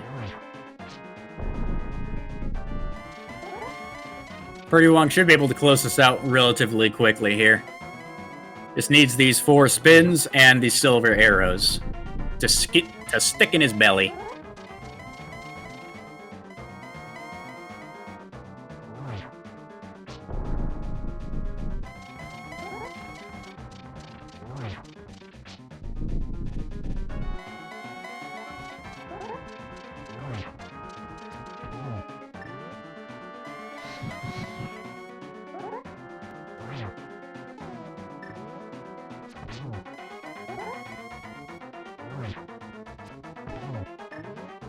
Alright, prdwong taking it just as slow as Glan, missing a couple of the torchlights. He's gonna have to opt for another spin here. Oh, gets a silverless hit. There you go. Turns him blue. And it's done.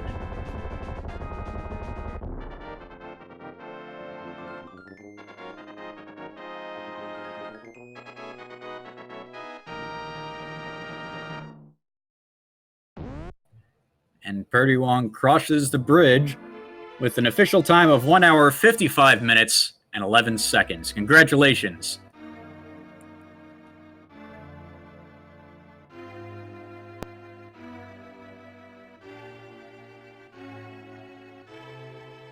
All right, welcome, prdwong. Hey, GG's to Glan. Yeah, that seed wound up being really rough for the both of you. You both tried Fighter Sword Trinix at least once. Glan actually tried it twice, and just didn't work out for him. I've never done that before. I've never practiced it, so I gave it a shot, and then I was like, okay, well, I guess I gotta go check GT just in case like there's a sword there or something. Yeah, it's not an easy fight at all. And actually, the both of you were in GT at about relatively the same time. but you wound up having a few extra dungeon dips. Not only an extra Turtle Rock dip, because you dipped once without the Cane of Samaria, but also Misery Mire and Swamp, and I think that's what really cost you there. Yeah, I mean, halfway through, I kind of knew that it was a little bit over. Like, I went to so many places and everything turned up empty. So I'm actually really surprised that it was as close as it was. I expected to lose by a mile. Yeah, just both of you kind of put off checking Lumberjack for a while.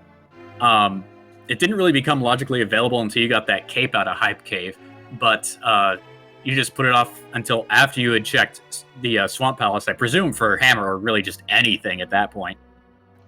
Yeah, and also going through my mind was that I thought that Glan kind of always checks Lumberjack fairly early, so I thought if something was there, I was pretty lost anyways. So I kind of put it off until almost the very end. Yeah, that just unfortunately wound up biting you this time. Yeah, it's fine. I mean, it's a gamble that I knew I was going to take going in, and when I saw the cane there, I was like, okay, I'm pretty behind now.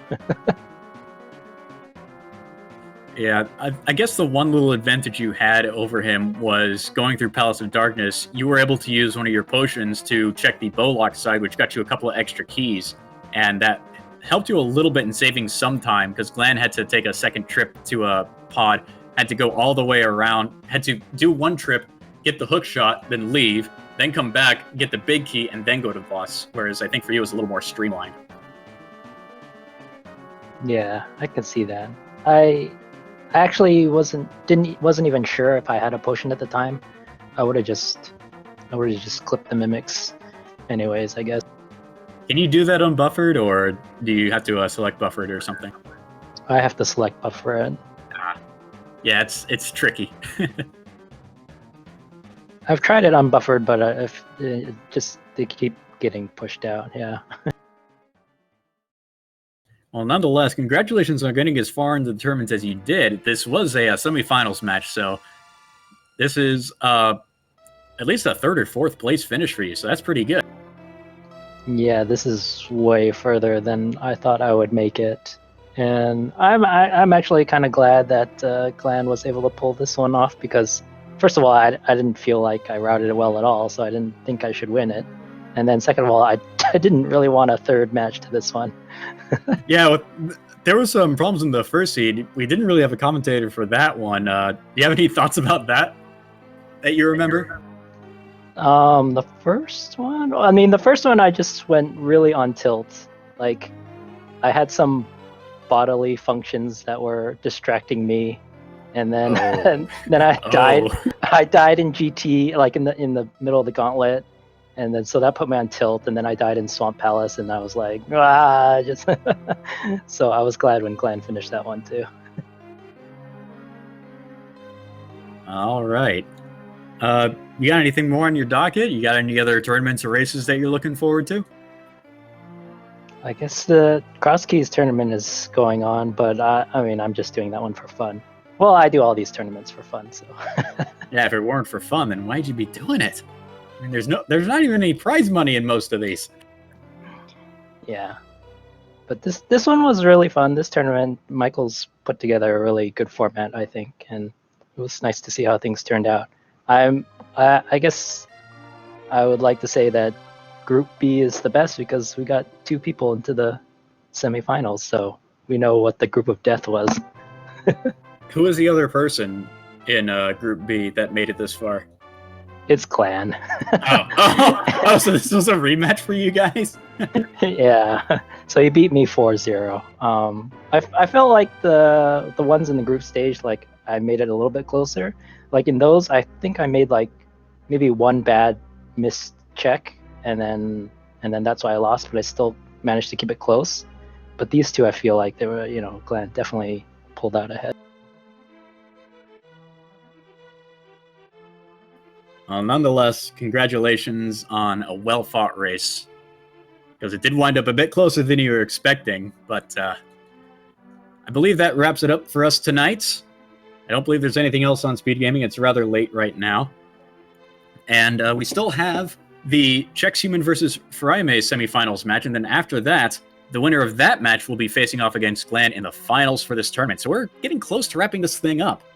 I hope you'll join us for that. You got any other further thoughts, prdwong? Nope. But thanks for doing the commentary. I didn't know the other one didn't have any commentary. And thanks for everyone for helping put this on. It's a lot of work. Right. There's a lot of people behind the scenes that help make this thing a reality for you people to enjoy. We want to thank you again for joining us, and we'll catch you all next time.